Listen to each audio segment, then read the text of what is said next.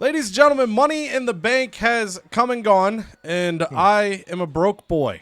Also with me are two fellow broke boys in Cheek Yo. and Broke Canada as well. Yes, sir. A little less broke after I traded away half my roster, but we're living. This is true. I called us broke just because Armando, Alejandro, Estrada decided to clean sweep us at the Money in the Bank pay-per-view. So now we got the fallout for that. And that fallout is going to start here with the lovely Cheek and NXT 2.0. Thank you. Without further ado, we will get started. So if I don't book my most popular specialist, I get a Health Spa 3. All right, so most popular specialist is gonna be... Oh, it's Elton Prince. Sweet. Well, that works. He's already out. Let's go, dude. Free Health Spa. All right. Anyways, back to more important things. Jimmy Uso gets 2 weeks off. I got to get Blair Davenport to partner with Tiffany Stratton. And then I still got to get advertising tier 3 so I can have Io Sky perform again. So where are we at? Advertising. So it's 100K. I'd shoot my whole wad just to... I get the underground match, so that's pretty cool.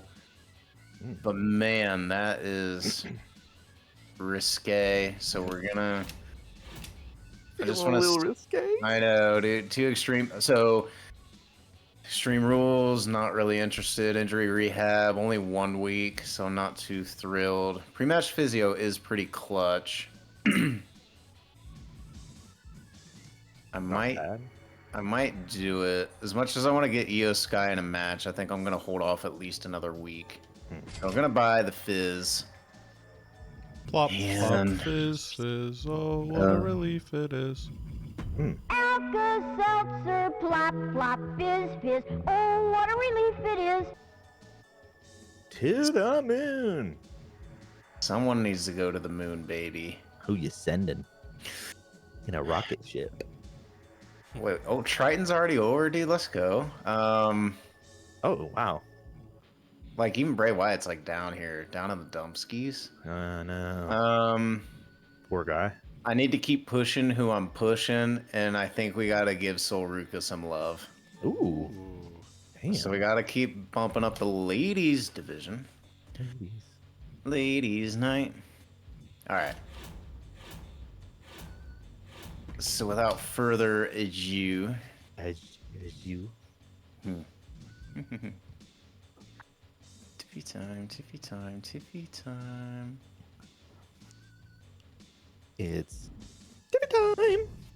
All right, let's do. I want to do the Tiff Stratton, Blair Davenport thing right here, right now. Oh, we're not even waiting for the go home. The go home to the go home. And we're just gonna throw. We gotta get some faces, some lovely faces. Let's just throw them in with Cindy, Backfire, and Disco Bell. Ooh, damn. I know this is. Something about them just works, though, in my head. I hope the little yellow thing pops up after the show. It's like, these guys have good chemistry. They're great together. And then we're gonna do a call out. So we're gonna use Asuka to keep calling out Io and Nice. keep that going. So Io can still be involved somehow. I'll just do this. Poor Triton's still not available, man. What the hell? That 2-week suspension. Yeah. What did he even get suspended for again? I forget. He It was Eating all just the catering. something came up. It's like it's like a new thing this year. If morale's He's got below sh- neutral, they'll just be like, "Hey, something happened. This person's gone 2 weeks." Yeah. I got some shit going on, There boss. was debates. There was a debate in the Money in the Bank premiere in the live chat of why he got suspended, and one of the suggestions was he stole Triple H's lunch from the fridge. I I'm- that's probably true. Yeah, And the game gets pissed if you take his food. And that's why he didn't give it an excuse. He's like, yeah, something came up. I don't know. Yeah, it's so I don't know weird. what it was, but It's crazy. it's crazy shit.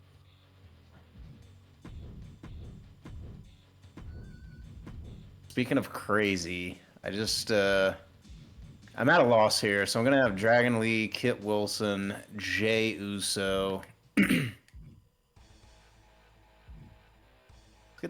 Let's get the Fiend in this thing.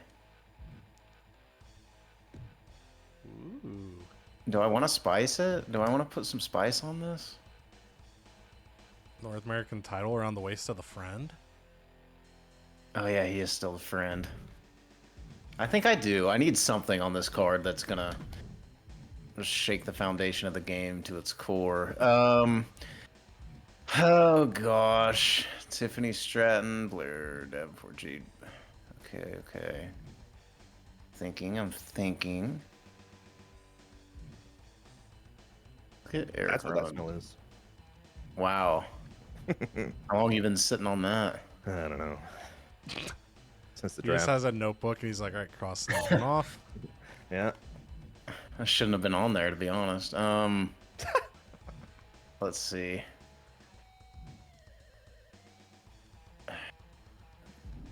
I only have. Okay. Okay. I gotta get. This isn't gonna go well because this is too many greens, too many good guys. But we're gonna throw in Axiom in here. No, we got one heal, I guess. Yeah, I know. It's just not as many as I wanted because I need Kitsters. Versus. I'll have him go against the. And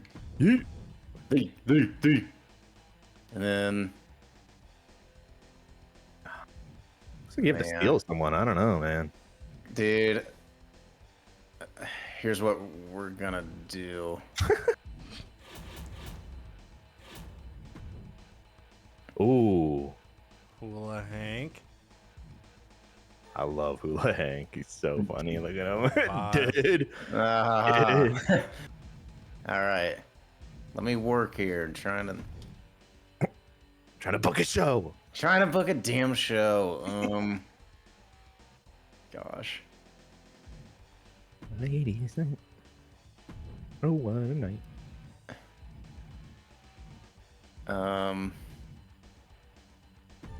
This is insanity, but we're gonna do it. Oh. Ooh.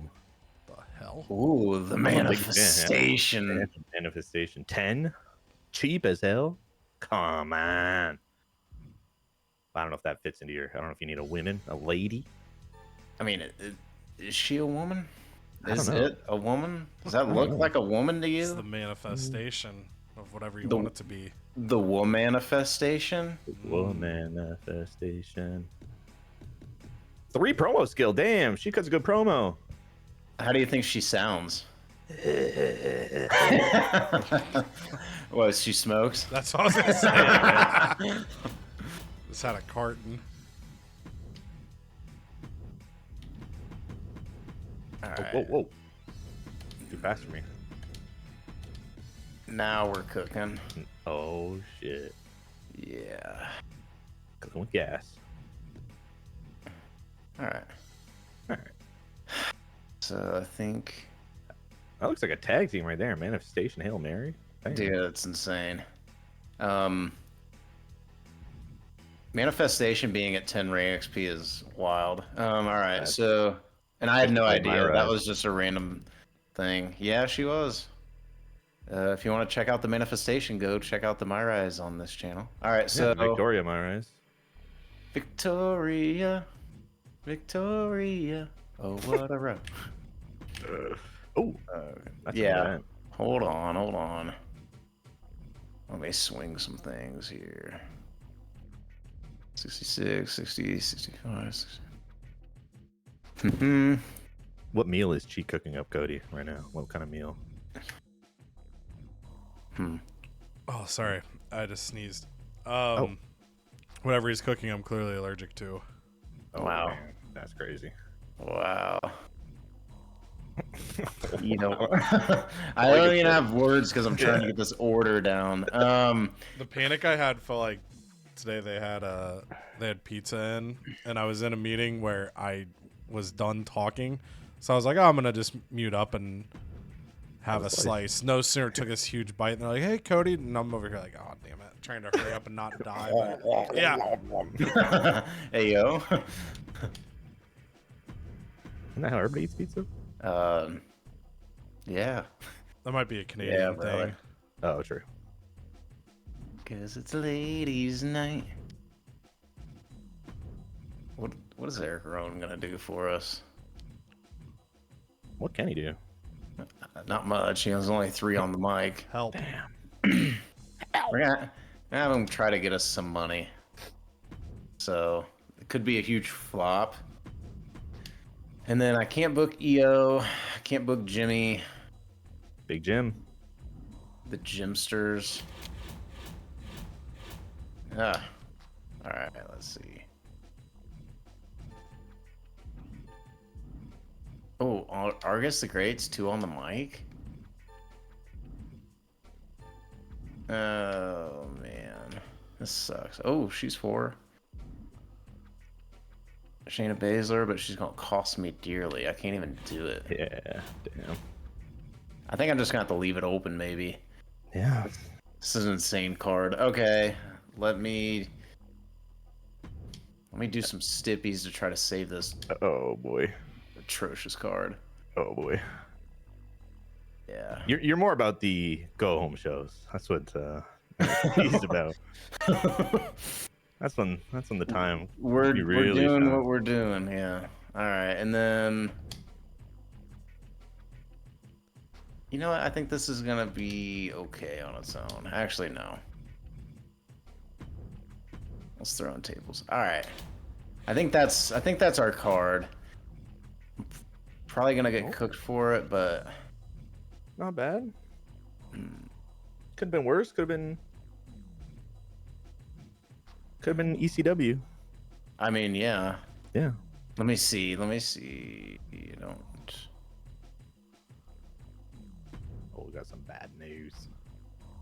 I've got some bad news. News. I wish it would give me a list of like all your guys' wrestlers who are under but it's contract. Yeah, They took a good step with the GM assist and having the brain roster on there, but until they have it display properly, limits a little bit. Look at that. That is something. That's a card. That is it is a card. One of the cards of all time. Ooh. Time for Raw, baby. We just got the results in from the influencers. They brought in 28K new fans. I don't know if that's going to come in this episode or if it already came in, but I'm glad it paid off. Okay, that's the end of that conversation. Sorry about the suspension, boss. I've been a little pretty low ebb, whatever that means. Got to get him some flow. Okay. So I'm terminating your contract. No, we're fine. So you've been trouble for me. He won us a damn ladder match for Power Card. He's not going anywhere. That's our boy. Well, that's kind of cool, though. Sarah... That was a moderate increase for just letting him be gone. Sarcophagus? Wow. Sarcophagus. What? You can. Hey yo. No, but it's sarcophagus. You know what I mean? Okay. Well, yeah, but why? You can bring. You can't say that. Why are you straight gagging? Because I could explain, but I can't. It would take a long time. So you can bring in extra fans for free. You're hired. That's it. I could. She won't let us down with that noise. He's Definitely frazzled. not. Yeah, AJ Styles says the contract is up at the end of the week. Now I have to try to talk while laughing. He's interested in staying another 5 weeks. I have authorization to extend his contract. And his response that was, oh. Yeah, I've heard of it. First he's heard of it though, actually. Oh shit, I forgot. Okay, selected we got safety violation, all match type cost 25% less, but stamina's used or superstars use more stamina. No, that's already that's out. Basics of the ring, tables, submissions, and Hell in the Cell matches grant superstars 5 more ring experience. All we have is tables though. We'd have to go get submission or Hell in the Cell somehow.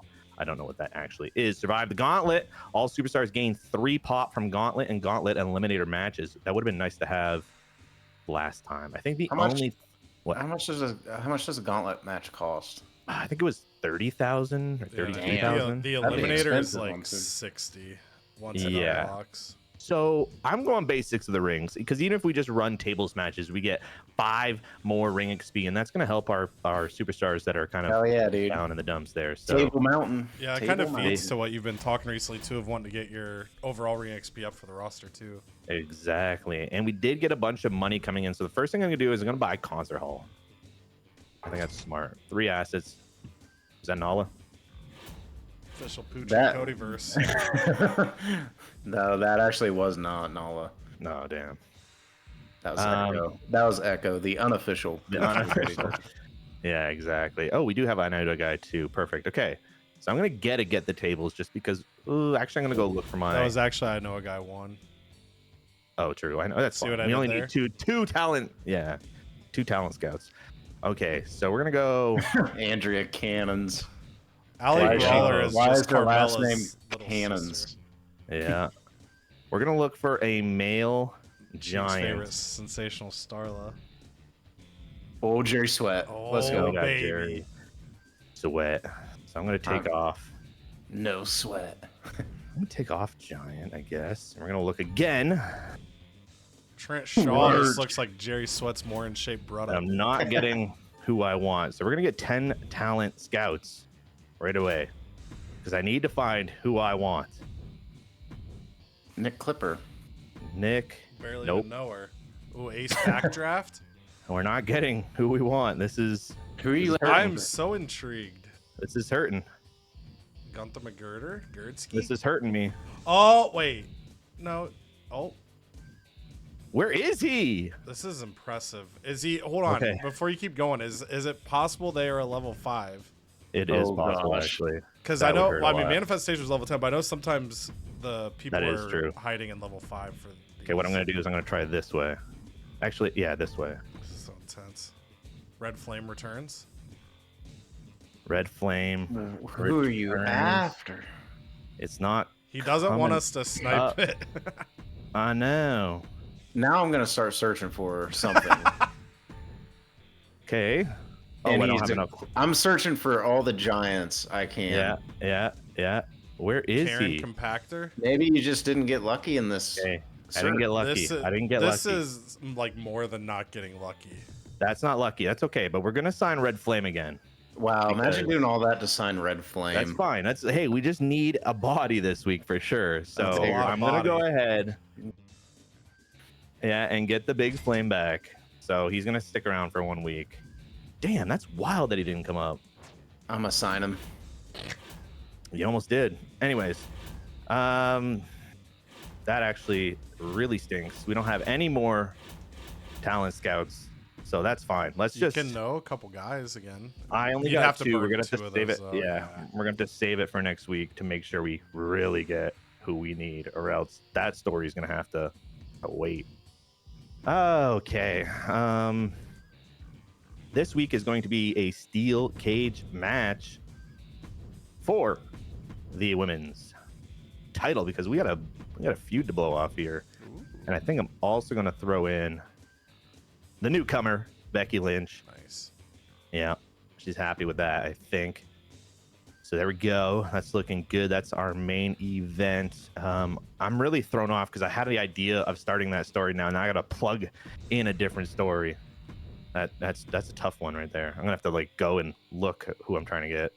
Anywho, we got Street Profits and we got the Samoan Werewolves. They've been all climbing up in the ranks themselves pretty well. So we got the tag titles on the line tonight, and that's gonna be our opener. Might even throw a tables match on there considering what we just got. We have another de facto. Oh, I didn't because Brooks Jensen had to cut a promo. True. Okay, that's fine. We had a de facto tag or a handicap match here because Lash Legend and Jakara Jackson, the rivalry's on cooldown, but that's fine for now. I'm gonna throw a tables match on there. And this way, they're kind of starting off their tag team together. So that feels good. Okay. I think we're doing... Let's do that Fatal 4 where we got... Oh, no run-ins. We got Red Flame coming back for 1 day only. The 1-day contract. And he's running off with the world title. He better not. I swear to God. Max Impact. And we got a giant cruiser match up there that should help. Maybe Baron Corbin's got the 100 pops, so we're going to throw him in there as well. And then I think I was going to put in Eddie Thor, but Javon Evans got all that stam. So Javon Evans for sure. And that rivalries also want to cool down. But you know what? If it doesn't scare ECW doing that, I'm not scared either. Last match here, Nick Aldis. We got something to do with the Intercontinental title. And Obafemi, he's been holding it. He's undefeated. So tonight we got Brooks Jensen. He won a ladder match that got him into the power rankings. John Cena has 100 stamina, and Obafemi is our champion. No title on the line tonight because it's a mid-card match. We'll save that for another time, but you can kind of call this one a number 1 contenders match. I think that's what we'll call it.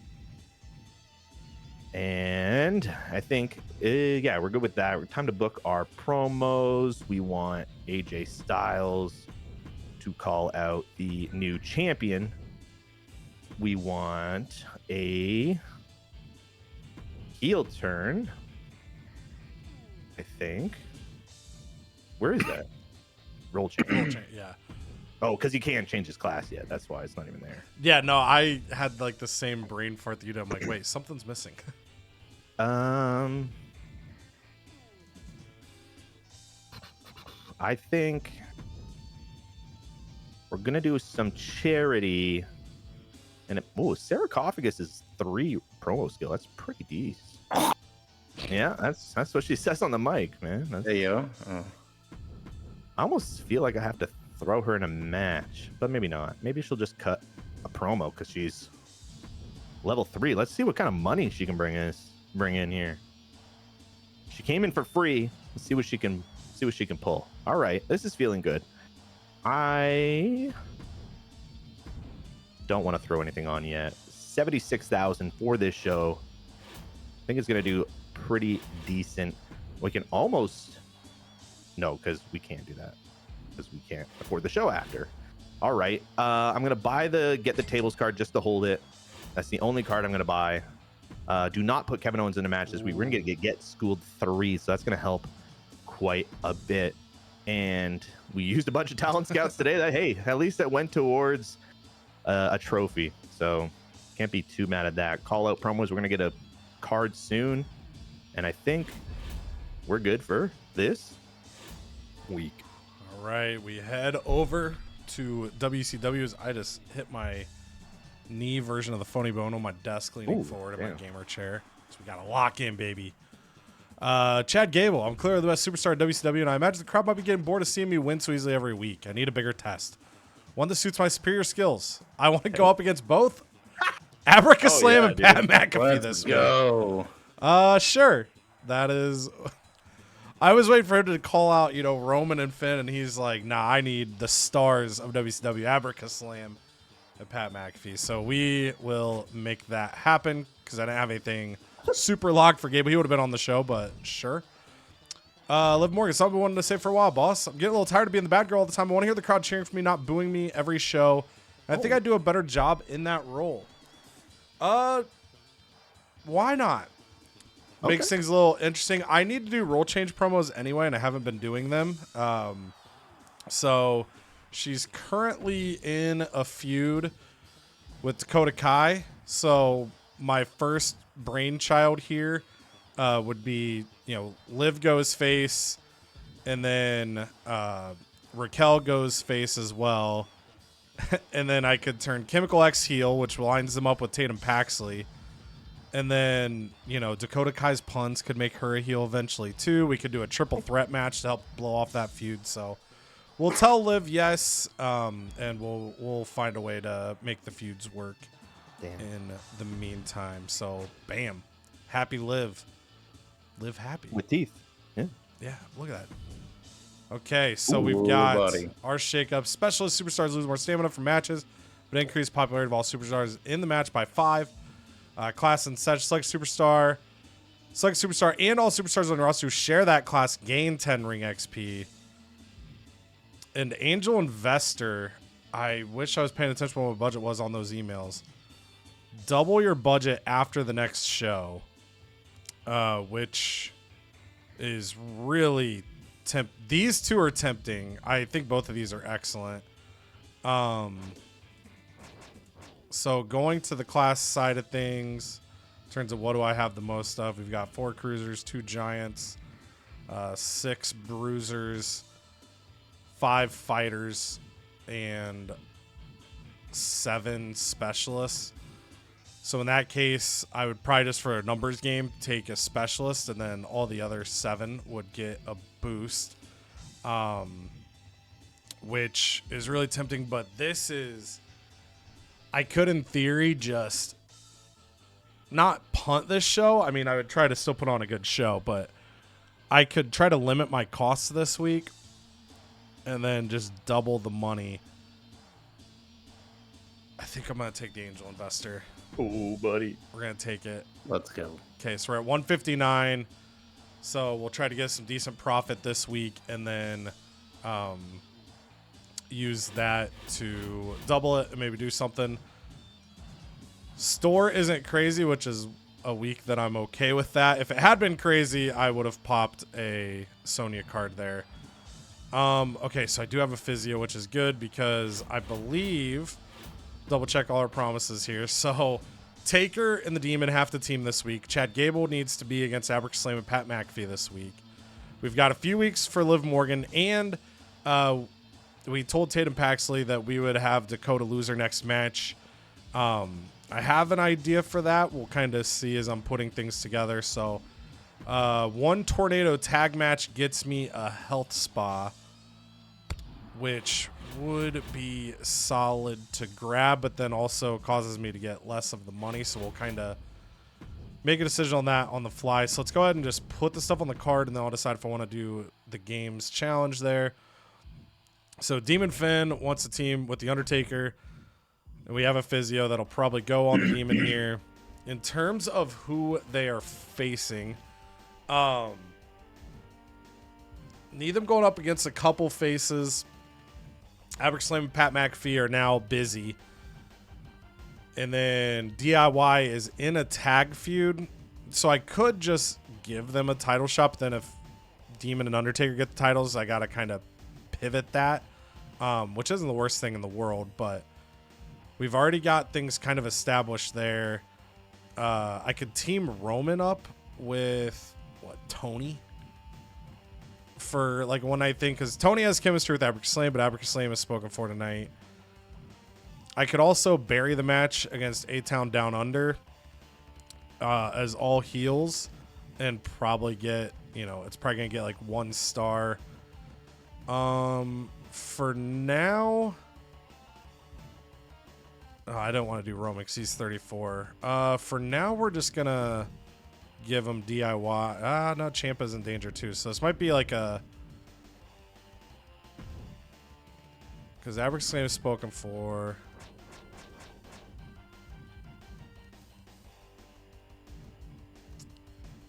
Could pick somebody up for one night. Could pick up 2 people and just have them job to these guys. We'll see. We'll see. For now, I'm just going to put... Whoops. For now, we're going to go the heel route for this. Okay, then Chad Gable wants an opportunity to take on the stars of WCW and Abercrombie and where are you at? Pat McAfee. So easy promise to fulfill there. I can also make this a fatal 4-way if I want to put somebody else in there alongside it. But Ciampa is Gable's rival right now. Ciampa needs a week off, so I think this will stay a triple threat. My idea for the Dakota Kai situation was either do a triple threat or a fatal 4-way and then make it a match that doesn't have disqualifications in it.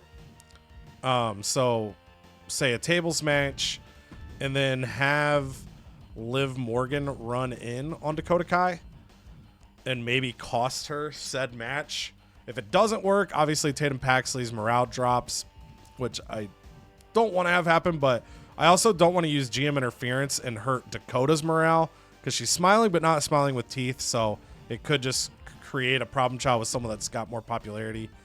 So I'm thinking I could go Rhea Ripley, Roxanne Perez. We got their feud kicked off. Roxanne's low on stamina, so maybe that won't be the move.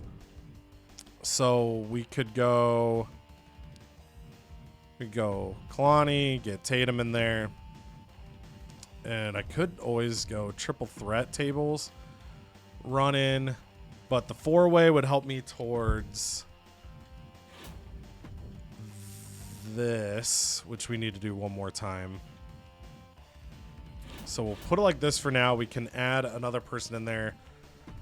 Pending what I do with the remaining, we need a singles match, which is going to, I think, be Johnny Gargano and Julius Creed of the Creed Brothers.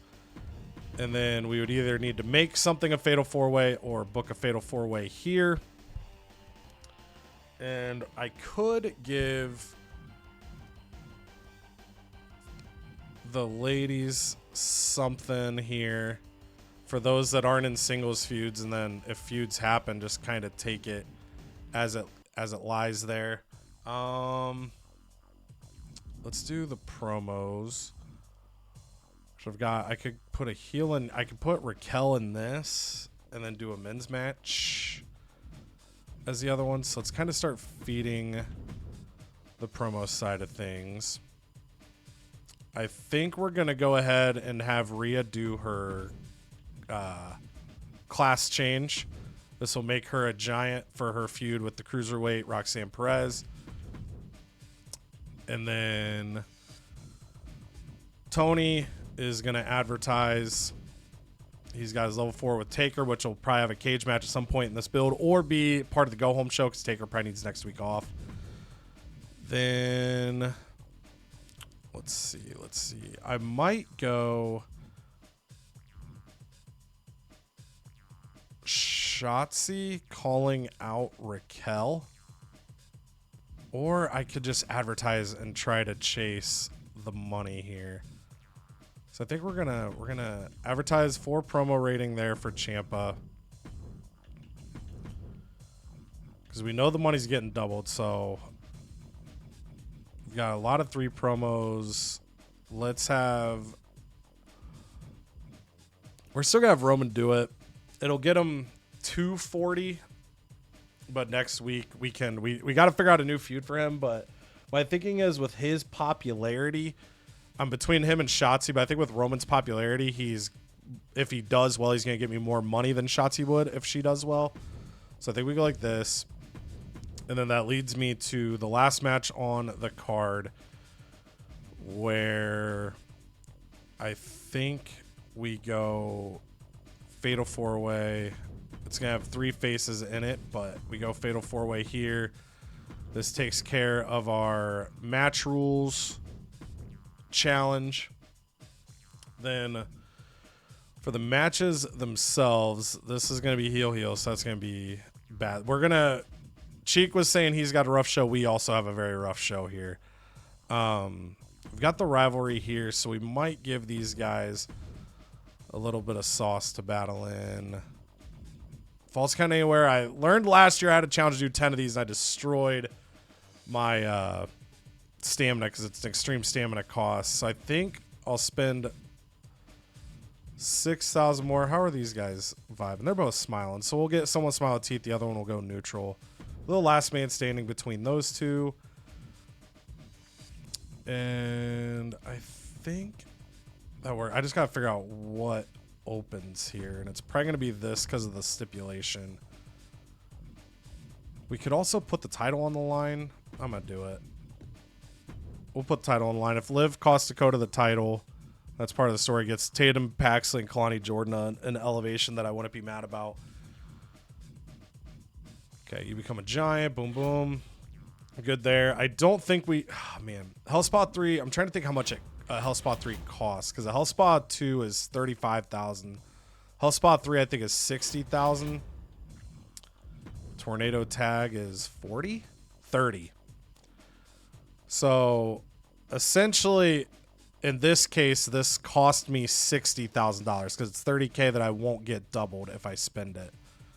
So it's the same cost as the card, so I think I'm gonna not do it.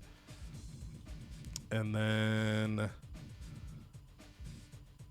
yeah, I think we're golden. Won't be our best show, but we're getting Chad Gable's promise done, Taker's promise done, potentially Tatum Paxley's promise done. Tatum Paxley or Kalani Jordan may become the new women's champion. And then we've got time for Liv. And then hopefully we do okay money-wise on the advertising promos, and we get the bankroll doubled next week. Official. All right, here we go. Let's see. Kit Wilson, the Adonis. Kitsters. We want to give him a shot. I'm trying to see if the is ready for the next step. He lost his strap, and he's kind of in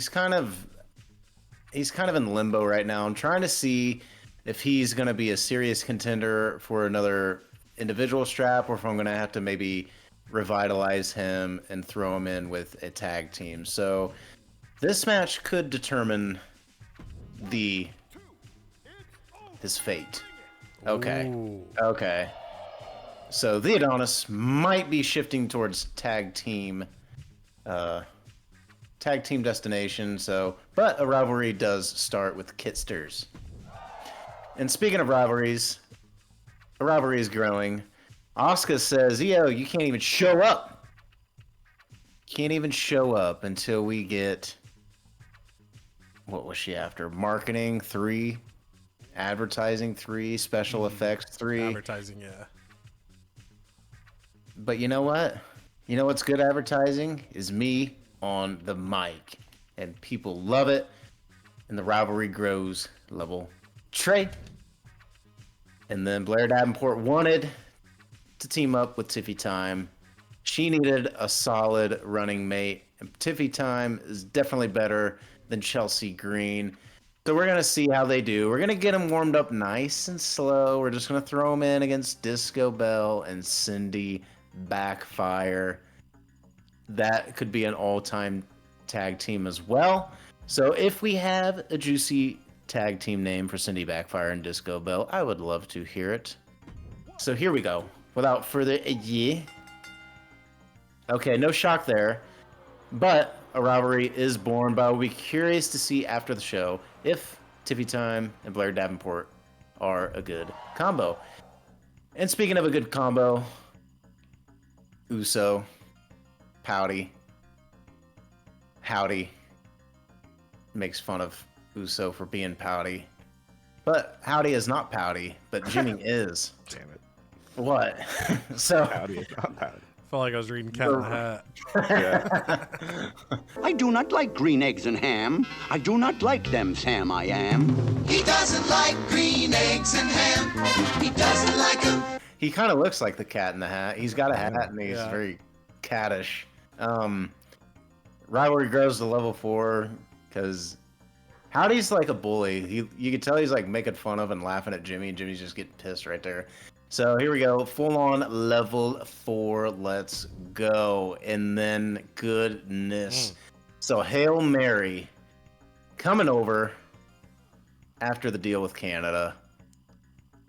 The manifestation is a surprise signing. I wasn't looking for it, but I found it. And they're there. And then Sol Ruka, who is about to go to the moon after this match, and Jade Cargill, just getting a nice filler match as we await the rivalries to resume because of previous obligations for both Sol and Jade. Their rivalry partners are currently busy. So here we go. Let's see. Fatal 4-way. Oh, buddy, I thought Manifestation was coming out. So nothing goes on there, which no surprise. The really only thing that could have popped was Manifestation and Hail Mary having a rivalry, but So that's all right. That was just a pure throwaway match, just to fill in the card. Like I said, Blair Davenport, Jade Cargill, they have the true rivalry, and Soul, she's got the rivalry with, Tiffy, maybe? Yeah. I don't. But anyways, we move on. And Eric, oh my goodness. Advertising king. All right, settle down. 9 stacks. 9 stacks on the cost of only 2 pop. Not bad. Dude, he can put down that hammer now because he doesn't need help anymore. Ooh. Nice. He doesn't. Just put down the hammer, brother. And then put down the hammer and pick up a pair of shears because one of these has got to go. Dr. Punching Stone. Chuck McSwaggin says, "You're probably not even a real doctor, you piece of shit.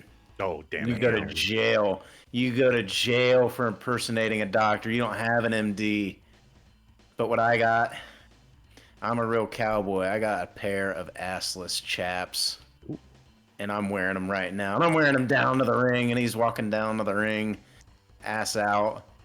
Everyone who looks at him as he walks down the ramp is like, ugh."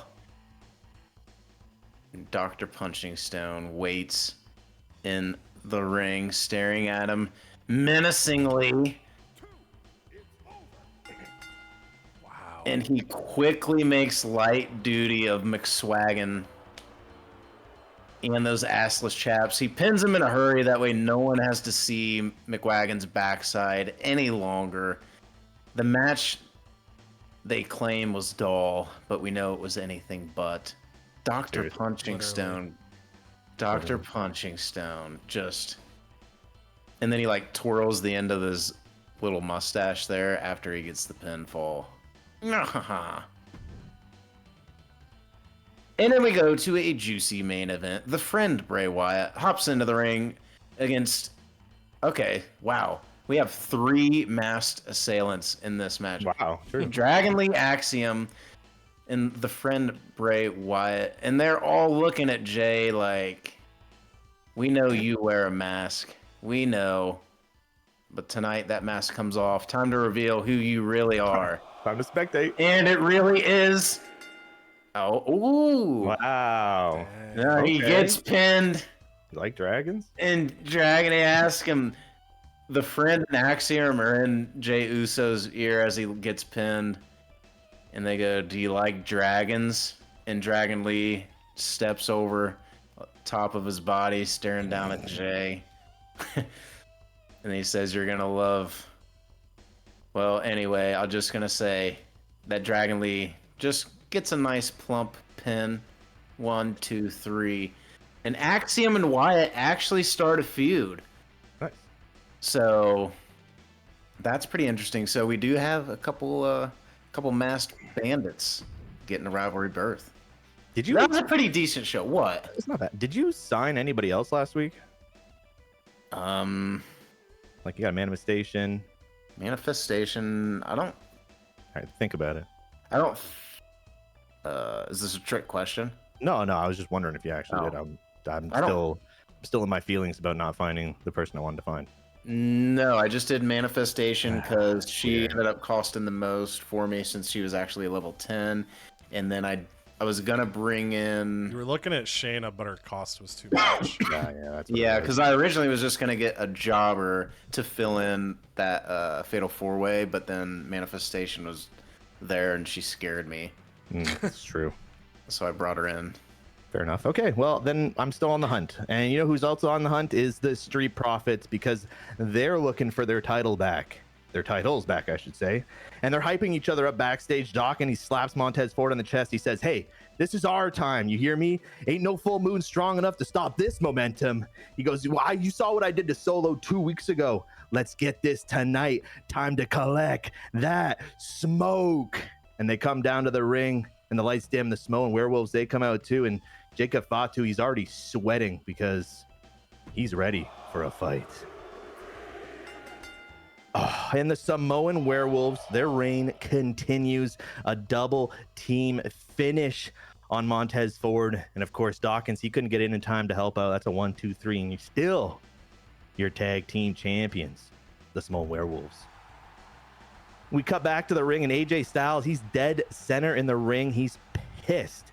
He said, last week I was supposed to make a statement. I'm supposed to come into Raw and show that I'm the best in the damn world. But what happens? I get blindsided by a gauntlet match I wasn't prepared for, and I got bamboozled by the most uncoordinated, pot-belly, Tim Hortons chugging son of a bitch this company has ever seen. Nick Aldis, you call yourself a fair GM? Give me a one-on-one match with Kevin Owens tonight. But Nick Aldis, he comes out and he says, you want to talk about fair? Fair's given the former champion Damian Priest a rightful rematch. So no, AJ, you're not getting your one-on-one match tonight, but you will get something, because next week for the Raw World Championship, it's a triple threat. Kevin Owens, Damian Priest, and AJ Styles. And we'll see that next week. Match 2. And we call them the Meta 2 because we do not have the Meta 4. The Lash Legend and Jakara Jackson are finally together, because at the Go Home show before Money in the Bank, we saw Lash Legend stomp Hail Mary to save Jakara Jackson. And even though we haven't swapped Lash Legend to being a face yet, it's on the way. And tonight, Nia Jax wants to make a statement, and she's taking on the handicap match, the de facto handicap match between these two new friends. But Lash Legend figures it out quickly. And as Nia Jax is kind of standing on the ringside, they kind of both double drop kick Nia Jax. She falls backwards and she falls right through a table. And because it's a handicap match, this one is over. And Eddie Thorpe, we got Jackie Redmond. She wants to know what's next for Eddie Thorpe. And he says, you know what, Jackie? For weeks, I've been trying to show I belong. I beat Brooks Jensen twice. I beat Javon Evans. I've climbed ladders. I've fought through tables, and I get nothing in return. No title shots, no buzz, no respect. Just a nice match, kid. Well, I'm done being polite. And Eddie Thorpe, he's a bad boy. And this one, we call Red Flame back for one night only. We got Javon Evans, we got Baron Corbin, and Max Impact. This is kind of a, Javon Evans, he's fallen down the rankings quite a bit. Baron Corbin's brand new on Raw. And of course, we got the two jobbers there. So let's see who can get this one done. I would actually... Oh, yes, baby! I don't know why. I just love Max Impact. He's making an impact on Raw every single week. He loves pain. That's what this man thrives in pain. So clearly he gets the win. Damn. I love Max Impact. He might need a push. Kevin Owens, he comes out riding his Jeep that he won from the Roll Up the Rim Tim Hortons Cup. And he's handing out farmers wraps. He's your new champion. And everybody's eating their farmers wraps, and 6,750. You're like, damn, that's good farmer wrap. I'm a fan of Kevin Owens. I'm a fan of Raw. In the mid-card match, we heard it from Nick Aldis himself. He said tonight is a number one contender match. If Brooks Jensen wins, he gets Oba one-on-one. If John Cena wins, it's a triple threat match.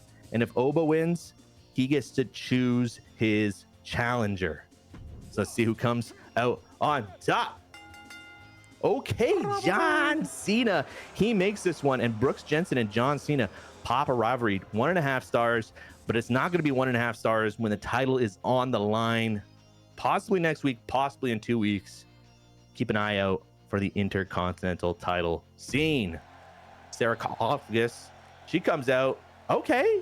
-1, but not great on the cash front. We only got 2,500, but she only loses 1 popularity. Maybe the more popular you are, the more cash. Yeah, that's why I had Roman do mine. If you're lower pop, the cash is gonna be less. The cash gonna be less.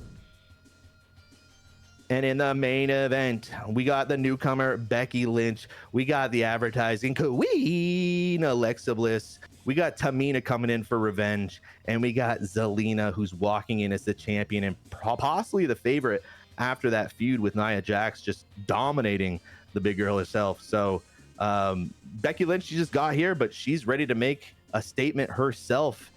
And Nick Aldis, he makes this one official. All 4 are locked in a cage tonight to end the rivalry between Alexa Bliss and Tamina. And hey, man, she's the man for a reason. Welcome to Raw, Becky Lynch.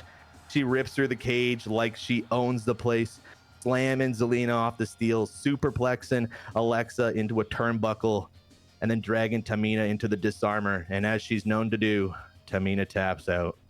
And Becky Lynch raises that Raw Women's Heavyweight title. And then we head over to WCW. And just as the show is getting ready to kick off, Dakota Kai goes in to the office of Sonya Deville. Just the biggest smile on her face. And she says, "Thank you so much for giving Kailani Jordan an opportunity at Money in the Bank. I know it didn't quite work out, but that's what happens when you invest in the Punishers." And Sonya just says, "Yep, Kailani really stepped up. Really proud of her. You've been solid as women's champion. I just think maybe we could ease up on the jokes a little bit." And Dakota's like, "What? No, what? No, why would we ever do that?" And so they go back and forth, and finally Dakota's like, "Oh, okay. But check this out. What do you call a cow with no legs? Ground beef."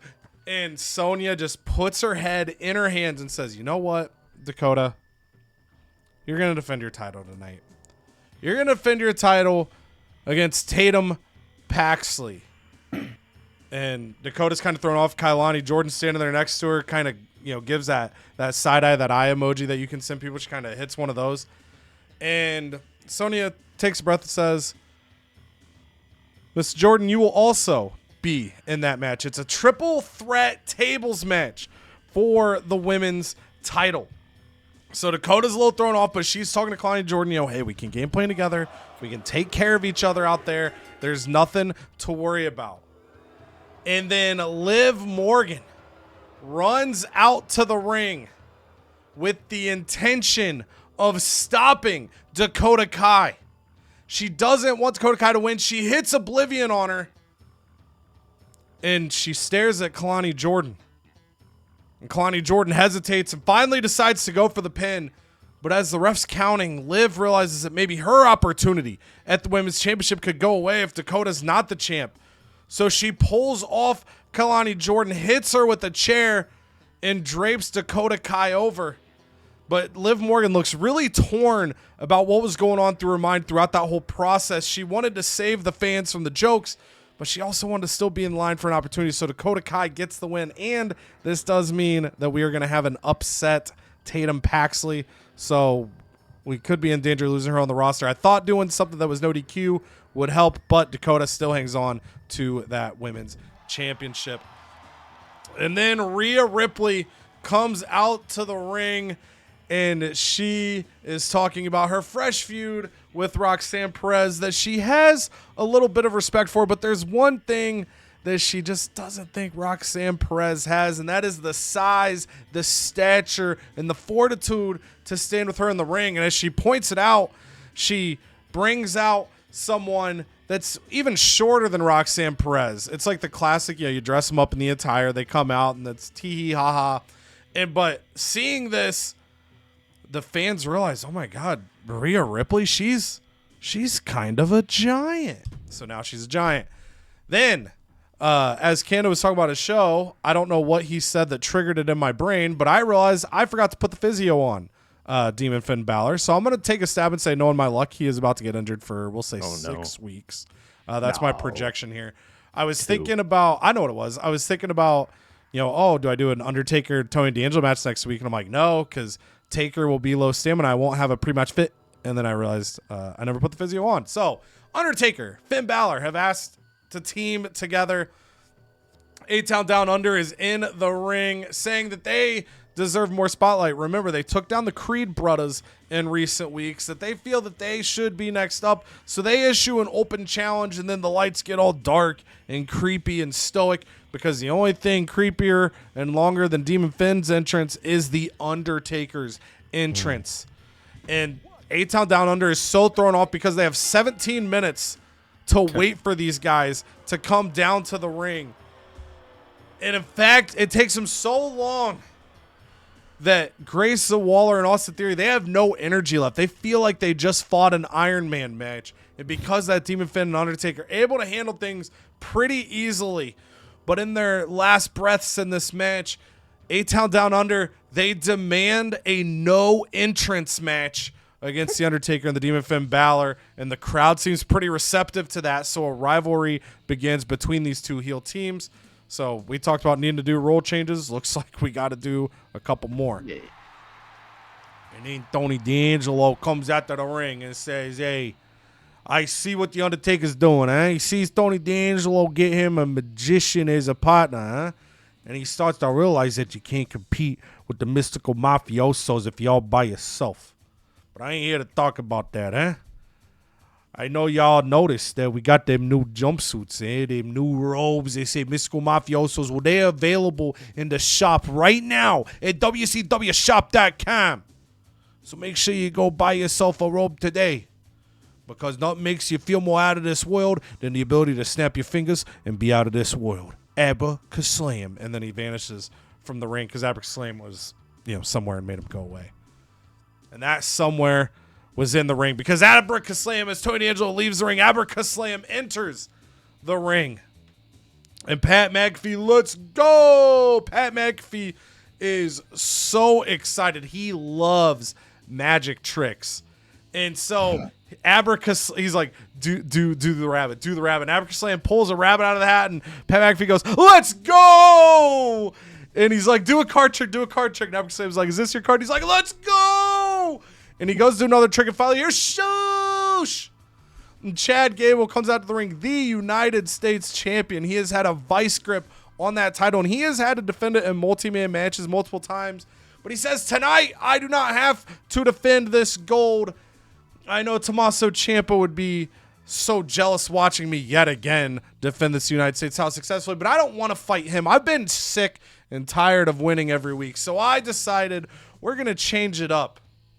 A wrestler's wrestler is going to take on both a magician and a football player, and we'll see how I can handle this challenge. And as the match goes on, Chad Gable hits a low blow, and the referee goes to call for the bell, and Chad Gable's like, no. It's Gable's rules. And the rest like, what? And the rest like, Gable's rules, right here. And he pulls out a little piece of paper from his singlet, and he shows it to the referee. The referee's like, okay, it's allowed. And then Abracaslam low blows Chad Gable, and the ref calls for the bell. And everyone's kind of confused. They're like, it's a triple threat match. There's no disqualification in a triple threat match. And the referee says, under the guise of Gable's rules, the winner of this match, Chad Gable. And he holds up his one hand saying, thank you, while he's holding his lower region after the low blow. Abracaslam is furious, but Chad Gable runs out of the ring, sparking a new feud, because Gable was only in a level 1 feud. So Abracaslam might get a shot at that U.S. title very, very soon. Ooh. Thank you, Mr. Ciampa. Comes out to the ring, and he says, look, I came up short at Money in the Bank, and I'm sorry for that. But I talked to my boy Johnny Gargano, and he said, hey, let's just run a sale on DIY BioFreeze, man. It helped Johnny Gargano a few weeks ago in the ring, and it's helping me recover from that lethal TLC match, all the bumps and bruises, and luckily because of that, I'll be back in action next week. You can buy BioFreeze as well, not sponsored yet. And $14,000 worth of BioFreeze sells, which is a pretty good rip. It only expensive 2 pop. We'll take it. Then we've got a bit of a thrown together match here. Call a spade a spade. We need to get our match. I always have to think about it. Match rules challenge completed, and this does it. So we're going to get a power card of some sort after this week, because we have a singles match, a tag match, triple threat, and a fatal 4-way on the same card for the 5th time. So Raquel Gonzalez, the Giant, is the only heel in this match, but we have 4 unique classes here. None of these ladies have singles feuds. There's already potentially going to be 3 role changes happening in the women's division, and there might be more. We get a double pop on the singles rivalry. We'll take it. But as the match goes on, Cora Jade and Raquel Rodriguez, they feel overwhelmed being by themselves in this match, but the Chemical X partners, Gigi Dolan and Shotzi, they're able to work together to overwhelm the opponents. And Cora Jade, she gets so frustrated with Raquel Rodriguez, she actually storms out of the ring, leaving Raquel to the fate of the two members of Chemical X that are chasing the tag team championships. But as the match is nearing its end, Shotzi tells Gigi hits the Gigi driver and goes for the pin. She's like, yeah, take the pin. But right before the pin, Shotzi actually yanks Gigi Dolan off the pin to the outside of the ring, takes the pin herself, starting a rivalry within the team. Maybe a little bit of competition within Chemical X, trying to prove who the better member truly is. And someone that proved something in Money in the Bank is Roman Reigns, who says he has no fear. Greatness on a different level mode, God mode, Roman Reigns, head of the table. And he comes out with a brand new t-shirt. And it's just simple, right? It says, no fear. And on the back it says, Roman Reigns. Because if it's a wrestling shirt, it's got to like really loudly prove that it's a wrestling shirt. Yeah. So it can't, like, just saying no fear with some cool graphics, like, that's an everyday shirt you could just wear every day. I think that was literally a brand back there. Probably just a random quote on And One shirts.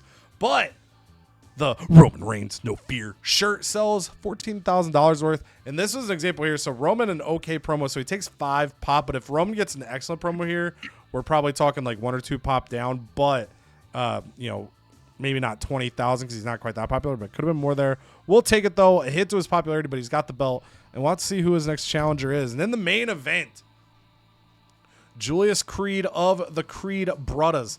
He and Johnny Gargano have had their issues. Remember, Julius Creed of the Creed Brothers tried to interfere back at Clash at the Castle. The Creed Brothers have been battling with DIY, but these two guys, they have a little bit of personal anguish for one another. And as the match goes on here, as the last man standing match extends through, Brutus Creed of the Creed Brothers, he wants to run out and help his partner, but Tommaso Ciampa just completely intercepts him, clocking him with the tag team championship, which allows Johnny Gargano to lock in the Gargano escape on Julius Creed of the Creed Brothers. And he's tapping, but the ref just kind of shrugs. There's nothing to do. It's last man standing. And after being held in the hold for what felt like an eternity, Julius Creed of the Creed Brothers finally passes out. He can't answer the count of 10. And Johnny Gargano, Tommaso Ciampa come out on top once again. And then we head over to ECW. $200,000 richer, but they gave Canada some of that money to get some superstars in. But they got the ability to pop those cards whenever. We won't know when they do, but someday they will. They're going to kick off the show, and it's going to be Alba Fire versus Ivy Nile. And it's been a minute. I don't remember what this rivalry is. I thought this one was already level 4. Maybe it is. Maybe it isn't. It's 3 stars here, though, in the opener. And new superstar Omos comes out to the ring and points out that he was a big supporter of WAP. And he hated that the LWO had issues with WAP. But Joaquin Wilde was just kind of like, who's this guy? He's not on the ECW roster, so nothing happened. And then Trick Williams in a level 17 feud with Karrion Kross because he keeps doing the call-out promos. He gets word from Armando Alejandro Estrada that he actually has to step in the ring tonight. He thinks he's getting a match with Karrion Kross, but instead he is surprised when Logan Paul comes out to the ring and the Maverick takes him down in a 2-star match. And Cruz del Toro makes his way out to the ring, and he's trying to get the crowd behind him because the LWO, they want a shot at the tag titles when Karrion Kross is back healthy. It's only a couple weeks away. He tries to get people rallied to the cause, and 3 new fans do so for him. And then in a battle of who can get injured, it is Shinsuke Nakamura versus Andre Chase. I shouldn't mock. I accidentally put Finn out there with a chance to get injured. He survived. So we'll see if these 2 gentlemen survive. Come on. Shinsuke gets the victory. 2 stars, and it's a week of survival. Neither man gets hurt in that match. We'll see if they try it again next week. Fallon Henley comes out to the ring and says, I know I impressed at Money in the Bank. I know I won that TLC match. I proved to the world that I'm a great wrestler, but you know what else I'm great at? Talking on the mic. So I'm back to doing promos, and there was a fan that was like, all right, cool, I guess. Cool. And then Isla Dawn, Lyra Valkyria, their rivalry definitely ended. So I assume that's on cooldown here. Isla Dawn, can she survive? Week of survival. Lyra gets the win, and she survives. She survived. Wow. She survived. Armando with 17 physio cards, maybe. We don't know. Any stakes, Lorenzo, huh? He's out Nipple to the out. ring and says, hey, I'm a new superstar here from Raw. And, I mean, it's just nothing. There's just no noise. He said, I'm a new superstar here from Raw. Come on. And nobody reacts. Poor Stacks. And in the main event, television title on the line. Eric, one half of the War Raiders, 1/4 of WAP, defending against Duke Hudson, one half of Chase U, of course. Big opportunity for the Duke to get a win here in the start of this feud, but Eric going to go in. Feud does begin, though, so Duke Hudson may get future opportunities, but Eric suffocating over that television championship to close out ECW with a 3-star performance. So for our rundowns for the WCW side of things, 2 stars in the opener. Dakota Kai hangs on to the women's title despite the run from Liv Morgan. No rivalry movement there. 1.5 stars. We do have a feud in this heel tag situation, so we'll have to figure something out. But Finn Balor and The Undertaker, successful as a team together, take down A-Town Down Under. Chad Gable wins a triple threat match over Abracus Slam and Pat McAfee thanks to Gable Rules. And he's got issues with Abracus Slam now after a low blow off there. I was going to say hangs on the title, but it was not a title. Gets the win.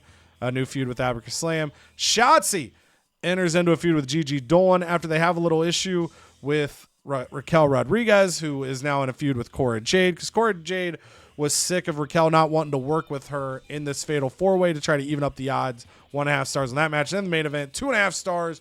Johnny Gargano takes down Julius Creed of the Creed Brothers in a last man standing match. No call-outs on WCW for NXT 2.0. 2.5 stars in the opener.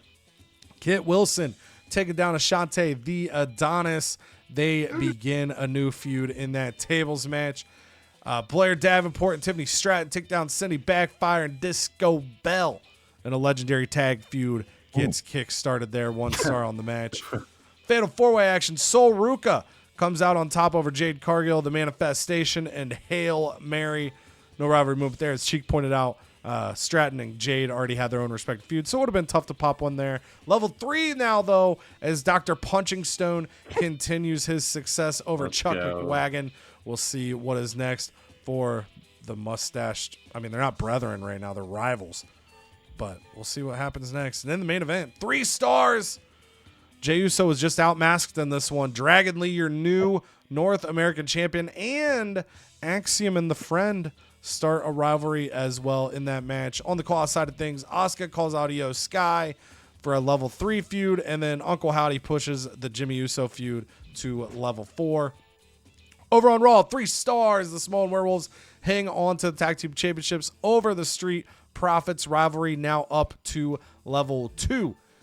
Jakar Jackson, Lash Legend use their newfound chemistry to take down Nia Jax. Lash Legend getting the pin officially in that 1.5 star match. Max Impact official. Oh, sorry. It's okay. Put through a table and the table's a match. 1 star for Max Impact, continuing his winning streak here over Javon Evans, Baron Corbin, and the Red Flame. Baron Corbin and Max Impact start a feud. 1.5 stars for John Cena, taking down Obafemi and Brooks Jensen. Brooks Jensen and John Cena start a feud. And then the steel cage match. Becky Lynch comes out on top, your new women's champion, kickstarting a feud with Zelina Vega as the Alexa Bliss and Tamina feud comes to a close. And then AJ Styles calls out Kevin Owens for level 1. For ECW, okay, so it wasn't stale. It was just level 3 and didn't move anymore. So Alba Fire and Ivy Nile. Couldn't remember where this was at. They are at level 3. Alba Fire gets a 3-star victory there. Logan Paul makes his ECW debut in a 2-star victory over Trick Williams. Shinsuke Nakamura takes down Andre Chase, 2 stars in their match.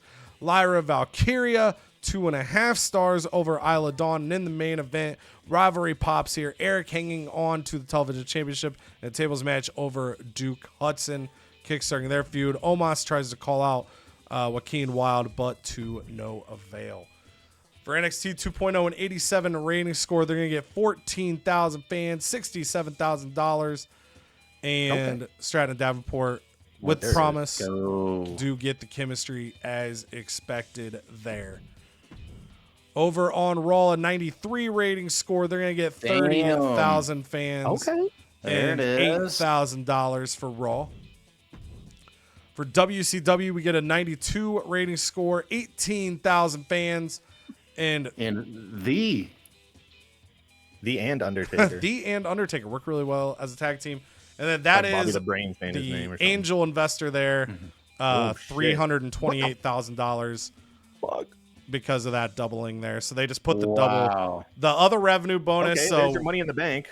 So we ended at $244,000, and then that doubled is how I'm reading that. So we're now at 488 overall. So definitely glad I did that instead of the Ring XP. Now that I'm seeing the number, ECW gets a 91 rating score. They will get 16,000 fans, $68,000. Get School 3 heading the way of Raw for their commissioner goal. Shasha! So, match rules champ, my random card is Pocket Sand. So, we're 0 for 2 on random power cards being super strong ones, but that's why you chase challenges. You never know. Could be good, could be eh. This one's kind of eh, but it is what it is. And there are the standings. So, Armando Alejandro Estrada holds first place. I am 37,000 behind him, which is where I was last week. So, unchanged there. Cheek, 14,000 behind me, and then Canada 14,000 behind Cheek as we head to Trenton, New Jersey for the next week of booking. We're starting with WCW. So Chad Gable appreciates the match against Kaslam and Pat. I knew it'd be easy. I didn't expect it to be that easy. Sometimes I amaze myself. The ever humble Chad Gable. And Tatum Paxley. I mean, the answer to her question is probably yes. Am I taking crazy pills? I was waiting to see Dakota finally lose a fight. She just won it anyway. I can't believe a single word that comes out of your mouth. So, again, this was the risk. But Dakota, her morale was smiling, but not smiling with teeth. If I do GM interference, Dakota's morale drops. And as much as I want to build up Tatum Paxley, we've already got Dakota built up. So, it was kind of one of those things we had to take the risk. The risk does not pay off in this case. So, we'll see. We might do a GM interference for her this week and try to help some of that. Maybe sign a jobber. But she could hold us up. If she holds us up for 100K, probably have to bulk at it. So for active promises now, the only one is the Liv Morgan face turn, which we need to do this week or next week. I've got to kind of figure out. We've now got a lot of between her wanting to turn and then some of the feuds that popped. We've got a lot of mismatch on the roles here. Steel cage match this week for Get School 3, which is now going to be in the plans if I remember to use the physio, which if I do, I'll pop that right away. One more tables match gets me a tables. The call-out promos, we took that off for a week to try to increase the money, which paid off. So there you can see the rule change promos will get me another Pocket Sand probably. 10 shows with interference. GM interference counts towards that. So I think we do that this week. So let's take a look at our power cards first. Special promotion, health spot, beginner's luck. I think I'm going to buy the special promotion. It's expensive, but we're in a spot where we have the money. I'm going to come back to that. Physio, we're going to put on Undertaker right away so I do not forget. Because we're going to go ahead since we have. I was thinking about doing this cage match this week. But since we know that we have the challenge to do a steel cage match, for the commissioner goal, Tony D'Angelo and Undertaker are going to finish their feud tonight in a cage, and Undertaker is protected by that physio. So I don't forget, we are going to have Liv Morgan turn face, We then, in theory, need our partner to turn face, but I'm going to hold because if that tag feud, the women's tag feud stays, obviously 2 heels and 2 faces is ideal, but if I have Liv and Raquel as like a blend, it's still technically better than all 4 being faces. So we're going to see how the rest kind of shapes, but I do want to take care of her promise immediately. So now I've got to kind of figure out where I want to set up some new things. I think we go Rhea and Roxanne right away. We don't hesitate with that just because we have a feud there. This is where things get kind of interesting. So again, kind of the domino effect that's come into play. So Shotzi and Gigi, I don't intend to break up Chemical X. So that's probably just going to be feud depth or a feud that gets replaced. I don't think I'm going to really pursue that singles feud. What I think is more likely to happen is Raquel turns face, these 2 turn heel, and then if I keep Tatum officially joins Chemical X. But then turning her heel gives me the need to turn Cora, or turning her face needs to be turn Cora heel. I've got to turn somebody in this tag feud if I want to pursue that. So a lot of rule changes are going to be happening here in these coming weeks. I just got to figure out what ones I want to do when. Ciampa is right at 40, so I was going to maybe do the tag match this week, but I think I hold on the tag title match there. I could do... No, because Liv's below 40 as well. I was going to say I could do the women's tag title. I might run back that Fatal 4-Way. Let's go Pat McAfee versus Bruce Creed of the Creed Brothers for now. I could make that a 4-way.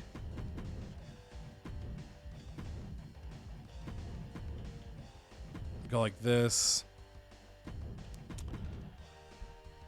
And then Dakota doesn't have anything with Liv because Liv's doing the promo. Finn needs a week off. Everyone at 40 technically needs a week off. Where's Abracus Slam at? We might give Abracus Slam a shot at the U.S. title this week. Ooh. They start that feud. Gable's got the ability to defend it. I could either put a stipulation on that or put a stipulation on this. We'll see. So let's cancel that for now. And I think we just go crazy with rule changes this week just to get a bunch of them knocked out.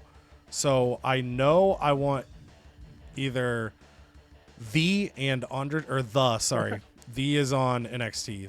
And Undertaker. To continue that feud with A-Town Down Under might as well. So I think we turn A-Town Down Under face this week. Where you at, Grayson? There you are. And then, whoops. Oh, it doesn't let me go up. That's why Sigma was like, oh, I'll just go up first, and that didn't let me. Okay, so tag call out. I think we go like this. Just knocks out another one of those. We need to do 2 more shows with a call out. We need to do 3 more shows with tag call out. So we'll get 3 of our role changes completed. We get a tag call out going there, which takes me to this last match where I think I need to give Tatum Paxley a win here. And hope, because do I have a... No, because I used that on Tony recently. Let's see if I had like a hell spot, a cheat, anything. So yeah, we're just going to sign a female jobber here. Of course, none pop up, which isn't a huge deal. Spend $1,000. So we're going to have...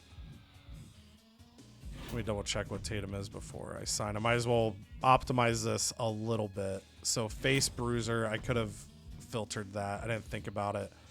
Do I want to spend another $1,000 to optimize that? Maybe. Face bruiser, or I'd go bruiser and hope, I guess. If it doesn't work, it's an extra $1,000. Oh, Psycho Sally shouts out.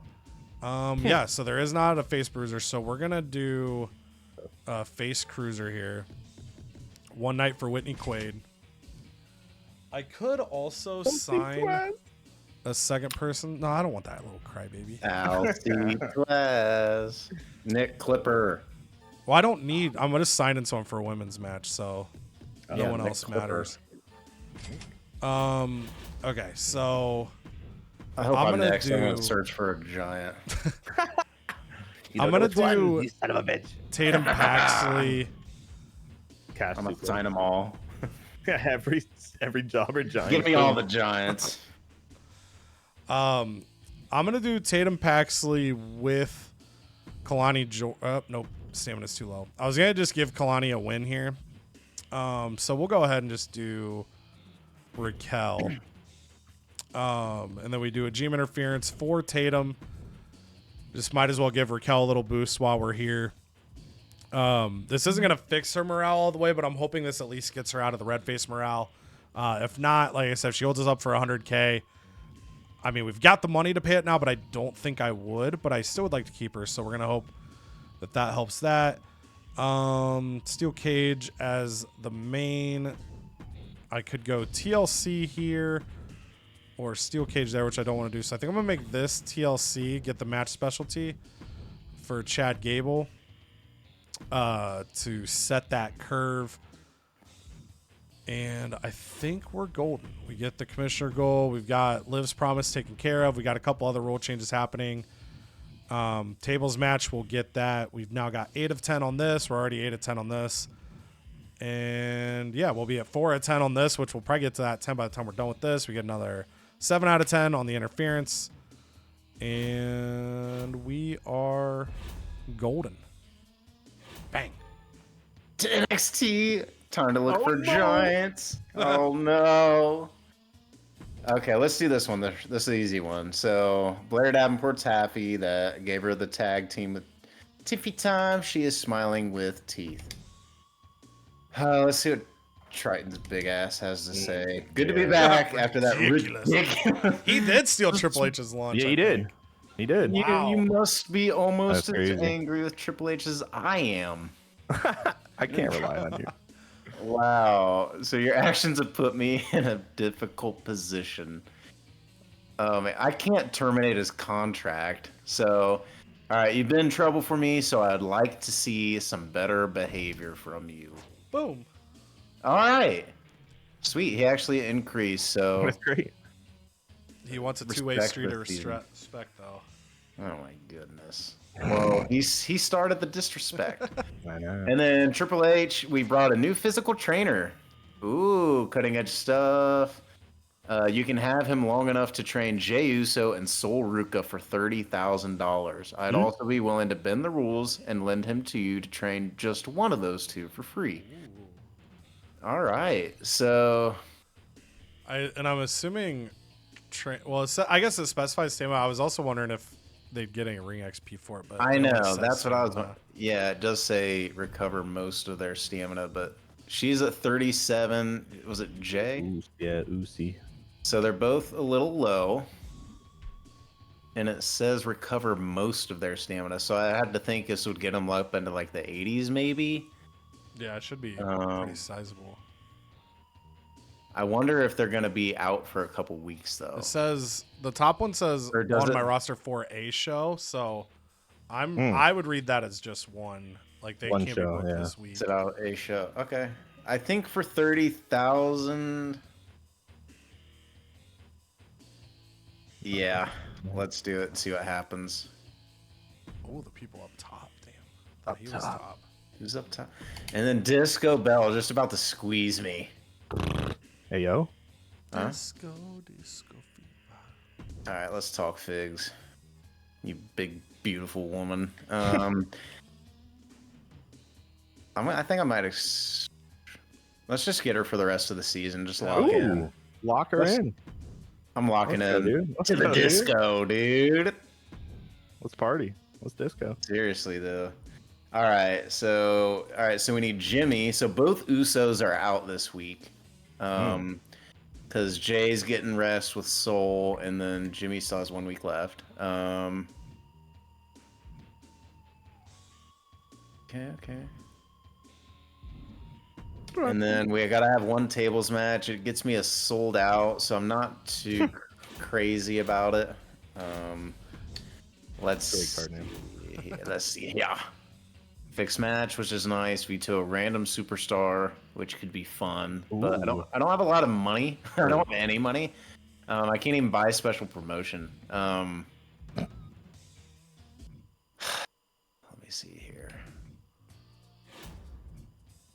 Don't do it. Oh man, Don't do it. I'm so intrigued. Who it is? Is it Mr. Higglesby? I wish. Because he's a bruiser. He's a bruiser. He's not a cruising for a bruising. giant. Maybe imagine the guy's not even a giant. I'm just an idiot. That's also possible. Bailey Bonesaw looks like Chucky Doll's sister. Dude, I know, literally. she looks like a Wyatt 6. All right. Yeah. That's all there was from the Giants. There he is. Yeah. Nah, that's Karen, Karen Compactor. There's Red Flame. his voice is more high pitched when he's lying. There he is. There he is. I was like, I'm on you, buddy. Got his ass. That I'm putting my. I mean, I have no idea who you're searching, but I'm putting my chips in the. He's not a giant, Is he? Is he? I don't and know. I think he figured it out. Okay, let's see. Let's see. You got more people at the bottom there. Cinnamon Okay. Garrett. Okay, it is. He is a giant. I don't know. I actually, when I watch this back, I'm gonna see that he's in the list, and I just didn't see him. I guarantee it. Oh my gosh. Because I saw Cody had him on his list. So Oh, I think I know who it is now. okay. I won't. Okay. I won't play spoiler, but I think I know. Well, I mean, people in the premiere can just click back a few times and go Right, see who they're Cody had in his free agency, and you'll figure it out. You'll figure it out. Interesting. Yeah, go ahead and figure it out for me, Raul. All right, so I have a show to book. So I'm gonna get booking. You guys can talk amongst yourselves. Ooh, okay. So I do like I actually do like this tag team in the tag rivalry here, but I do need to get focused back on Jade Cargill and Blair Davenport. So I want to I just want to see real quick. 61 stamp and 56 stamp. So we're gonna milk this. There we go. But I do like a little Cindy Backfire action with Disco Bell. I am definitely digging this. Hell yeah. I How think, could you not? I mean, she brings the burn and then Disco brings the boogie. Damn. Okay. Oh damn. I think a good name for them. I think the official name we're gonna go with is Fire and Funk. Oh. Ooh. Okay. Okay. I think that's a decent little. Let us know in the comment It's section what you think of simple. that, man. Yeah, Fire and Funk. Let's go. Fun. My mind went right to if we ever spectate them as a team doing the old Funkasaurus theme. Somebody call my mama. Yeah. Somebody call my mama. Somebody call my mama. Okay, and then so Tiffany Stratton is in the rivalry with Soul, so I'm gonna go ahead and just put her back in this match because she can't really do anything with Soul this week. She could call her out, but I think we're fine to just put that on pause for one more week. And then Blair Davenport is getting called out, so we'll be all right there. Next up, Bronski Beat.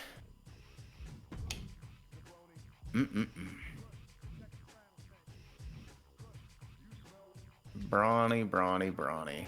Oh, can that fire back up? Oh, Has it no. been enough time? I don't know. don't know, Marco. Polo. Do and declare.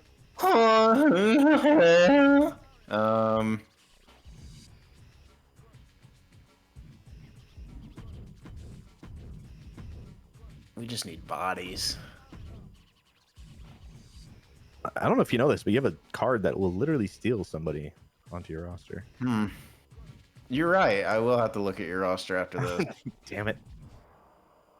I'll let you go through free agency first. Just get another little week in there. You'll take the guy I'm looking for. I just want to see where this gets. Bronny Breaker. I gotta get Elton out of there. I don't need Elton. Take a worthless injury. Worthless. Oh, okay. Wait, where's Axiom? Right there. Okay, actually, Oh, it can go. It's not stale. oh Oh, nice. but they have a thing going. Dang it! Yeah, these boys are pretty gassed. Gosh. Tough. Somebody on my mama. Eric Rowan isn't gassed. Ooh, actually, yeah. Ooh. Oh my. Oh, buddy. Yeah. For the title. Don't think I won't. All You right. won't? And then I think Kitsters and the got to get back in it and do a little scrap. Do a little. Dragon Lee's a champion right now, just by the way. That's true. And Dragon Lee needs. Is it Cruiser Bruiser or Cruiser Fighter? Cruiser Giant. Cruiser Giant. Good lord, I do need to side one of those giants. Not bad. I think mean, problem they're is playing. these guys are both happy. Yeah, you True. have to Good turn boy. someone evil. Ah. Dang it. I don't really want to put Elton Prince in a match. I don't really love. Do you have a phys? Oh, I mean, you'd have to use it if you want to save it for later, but maybe a physio. Yeah. And I don't think I'm going to do this. I think I'm just going to put this one-on-one. I think these guys are going to go back to their singular ways. And then I think we're just going to slap in. Manifestation needs some female love. And I don't have enough money to pay for Io Sky to have a fight without being too upset. But I think I'm going to bite the Io Sky bullet and just put her in a match. Ooh. She's happy, so she goes down. I don't think she's going to go down Oh, yeah. a ton. I don't know. I think it'll still be worst case. She'll just end up how Manifestation is, just kind of there. Well, So- two, you're kind of at the point now where, like, if you keep resting her, her morale's just going to go because she's not fighting anyway. Yes, and because of that, we're gonna throw the strap on, or the belt on the line. Jeez. All right, and then. Okay.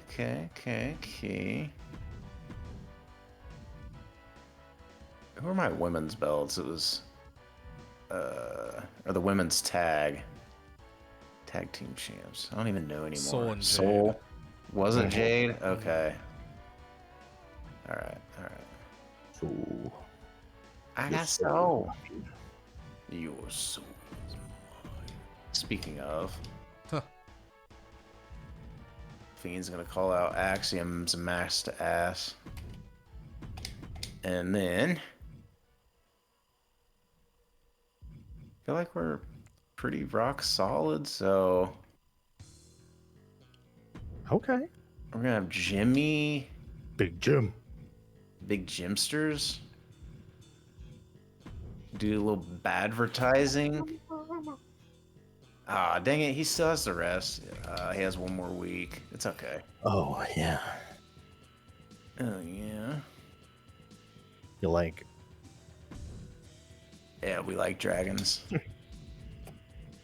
And that's gonna be his new shtick because he's gonna go Oh, be a bad boy. my. You like dragons? shit. Do you? Do you, punk? You punk. He goes. It's like when a joke is hilarious, but there's that one friend in the group that like tells it after it's not funny anymore and just kills the energy.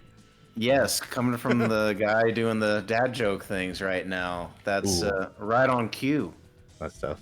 No, that wasn't a diss. I was just saying. Well, that's what we're about to turn. factual, That's yeah, why we're building Dakota that way. Yeah. Yeah. All right, so this actually isn't too shabby. All right, I haven't thought about the curve. Pop of 69, pop of 59. Two bad boys though. That is true. Pop of 61, 51. I feel like this has got to be maybe. This has got to be the opener or the closer.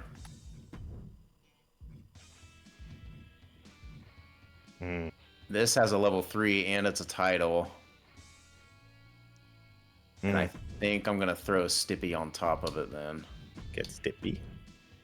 And I think that should do it. As much as I feel awkward about tucking Braun Breaker into the second match of the night, it's kind of is what it is. But hopefully something sparks here, then I can flip one of them to be a good guy. Triton good. Big asses. Yeah, flip his big ass. All right, and then... So that's that. I have no money to do literally anything else. Could get some fresh meat, though. Fresh meat. The next 3 superstars I purchase. Could steal someone. Imagine having enough money to purchase 3 people in a week. Right. But yeah, I could just go ahead and... Yeah, take a look. I'm just waiting for Yeah, you like- to make... Anything you like? No. Okay. I'm gonna stack them and then just use like 3 of them in season 3.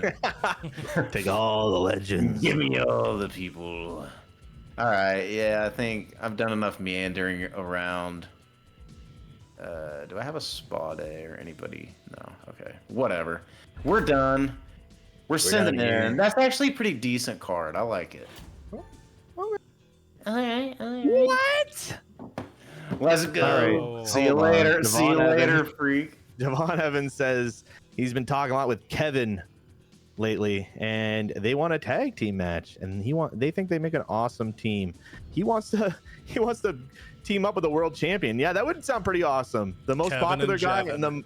and Kevin and Jevin, and the least popular not jobber. That was obviously Max Impact and Sarcophagus is jobber status. So yeah, let's see how that team works out. This I'm terrified of. I can't stand Team with Dawkins. Oh, okay. It's not like he's like, Yeah, he's just like, I Okay. need to prove something. sure, I can make that happen. Do not book my most popular available giant this week, who is I think it was Um, Tamina God. nope. It is true. You'd think it would sort them by popularity too, but that's okay. Tamina, okay, she can do not book, so I can't book her at all, eh? Like not even in a promo. That's fine, because we need to do this swap first. Anyway, roll change for the Lasters. Get her good. Eyelash legend. Oh shit, let's go see. I like how that Ooh. somehow reminded Oh, him of Misery Dakota. Main. What? I don't the know hell? why. Yeah, I don't know why, but it did. So giant. Let's go giant. Heel. Screw it. Male. Sign- Boy. It doesn't pop up. I don't know what the hell's going on here. See, what the hell is going on? I literally saw this was the exact class. This is the exact formula to get the guy I wanted, and he's not here. It doesn't make any sense. It has to be you saw something off then, because he would appear. Because that's No, telling you there's literally no I one. wrote it. I saw it, and I wrote it down. Male, evil, giant, rookie. Were you looking at last year's game? No, I literally saw him on Cody's. I'm like, there it is. I'm writing it. I wrote it down. Ooh. I don't get it. I don't get why he's not popping up. Is it Misery Main? It is not Clarity Misery Main. Grim Rose just looks like a remade Sasha Banks. Probably because of Kinda, the yeah. attire. Looks like a discount sarcophagus. Sarcophagus. Okay, what I'm gonna do is I'm gonna 4 more. Dine. 4 more. Rangvald. Rangvold. I think. No, I'm not. I'm not Keep signing. searching. Keep Oh. searching. No, I'm waiting for him to pop up. That's it. I need a heal fighter, and I want a. Is this level 15? It is. I want a level 10. Yeah, I want a level 10. A little cheaper on the monetary value. We'll take a crack at this. See who's here. Choo choo train. And I got Chelsea only Green. females. That is insane. Does he know guys? I could know a guy. No guy. No guy. Okay, I'm gonna know a guy. Let's go, dude. Hey, if anything, this is getting us closer to our power card. So Yeah, that's true. Yes. okay, we're gonna go again, and we're just gonna play the feud here, I guess, because that's the only thing we can do. Okay, Santos Okay. Escobar. we got Ludwig Kaiser, and I think we're gonna take Ludwig for. What week is this? This is week 12, 13, 14, 15. That's 4 weeks for the pay-per-view. I'm gonna do. Season. I'm gonna do 6 weeks. No, I'm gonna do 5 weeks. We're gonna sign Ludwig Kaiser for 5 weeks, and hopefully that'll be the first week after the pay-per-view. He's gonna come looking for money, and if we can, get a feud going or blown off or whatever, I think Ludwig is gonna help us. Specialists, we don't have many of those. He's a rule breaker, which works. So here we go, Ludwig Kaiser, 5 weeks. I still can't believe, and the hunt is on, but I don't know what happened. I have no idea why he's not popping up in a search. He is 100% a rookie heel giant male. So I'm thrown off now. Okay. I think our opener is going to be, where is he? Obafemi, John Cena, and who was it? It was obviously, where is he? Where's the caveman? He's by Oh, Priest. there he is. Yeah. Jeez, that's how. I didn't want to frazzled I give am you a right now. direction while you were moving and like send you the wrong way. Also another triple threat. It's a triple threat kind of night. We are going to go world champion, Damian Priest, AJ Styles. Where is he? There he is. For the world title. This, I think I'm going to throw on a tables match and get these guys that are, in the silver range, a 5 extra ring experience because of my shakeup. That'll be kind of nice. And Montez Ford wants his own match tonight, but he doesn't have the popularity. So is it tonight he wants that match? Oh, he does. Oh my god. All right, maybe he's gonna take on Jacob Fatu tonight then. Or I could do a triple threat, can I? But I don't think I want to do that. Let's just go one-on-one. It's a little tough, but I wish Angelo Dawkins came with that email, because that would have been a lot easier to deal with. I think I should get in Baron Corbin and Eddie Thorpe. I'm gonna do that because that matches up. Bruiser, fighter, heel, face. I'm gonna do a run in here actually, and we're gonna have Ludwig Kaiser run in on Obafemi. He's making his debut, and he's making a statement going right after the Intercontinental Champion. So we're gonna see how that plays out, and we can do either. Let's do this. Call it a title rematch.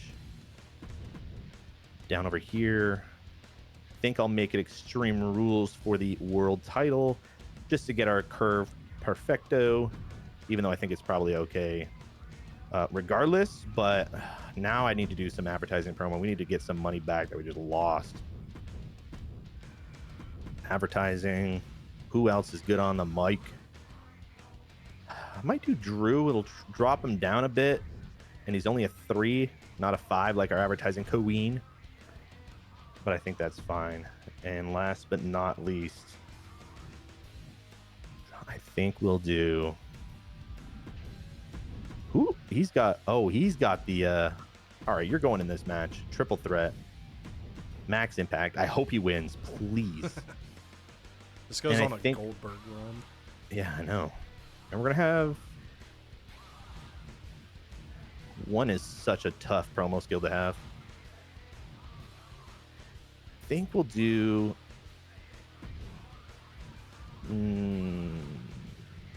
training for Sarah Koff, I guess. And we don't have that much money left. Increased cost to the moon. Network specialist. I don't think we need to pop that. Oh, that would have been so sick if I knew you could have done if I knew you would have had that thing. Oh, that would be insane. I know, It would have worked too, because I mean that was part of the revenue. Yeah, it would have worked. That would have been crazy. And we're gonna save Get Schooled for whenever I find the giant I'm looking for. Okay. And now everybody knows who it is because they're going to go back and look at Cody's free agents and be like, oh, that's who it is. Easy. Got him. Okay. Anyways, we're locking this one in. Making sure we need that injury rehab. That'd be decent to have in our back pocket. We used up all of our talent scouts. And, oh, man, I don't think I have a call out on this show. I'd like to do one, but there's nobody to call out anybody anyways. So we'll save that for next week. It'll be in our back pocket. Take a quick look. We're in the arena. We got our titles on the line in our first, third, and fifth match for the curve. Locking it in.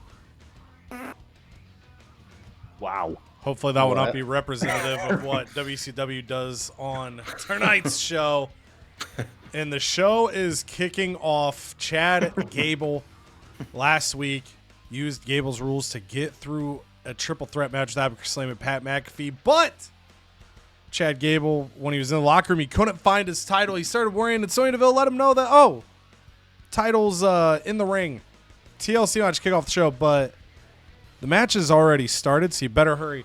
So Chad Gable starts sprinting to the ring and sees Abercrombie in the hallway, and Abercrombie's like, "Are you trying to get somewhere?" And Gable's like, "Yeah, I got my title's on the line tonight. I don't know who it's against." He goes, "Oh, it's against Abra," and he's like, no, and he says, "Ka-slam!" and boom, he vanishes. Abercrombie is in the ring with a ladder, and he begins to climb said ladder. But all of a sudden, we've seen them help before. The Creed brothers jump the barricade, get in the ring, and hold down Abercrombie.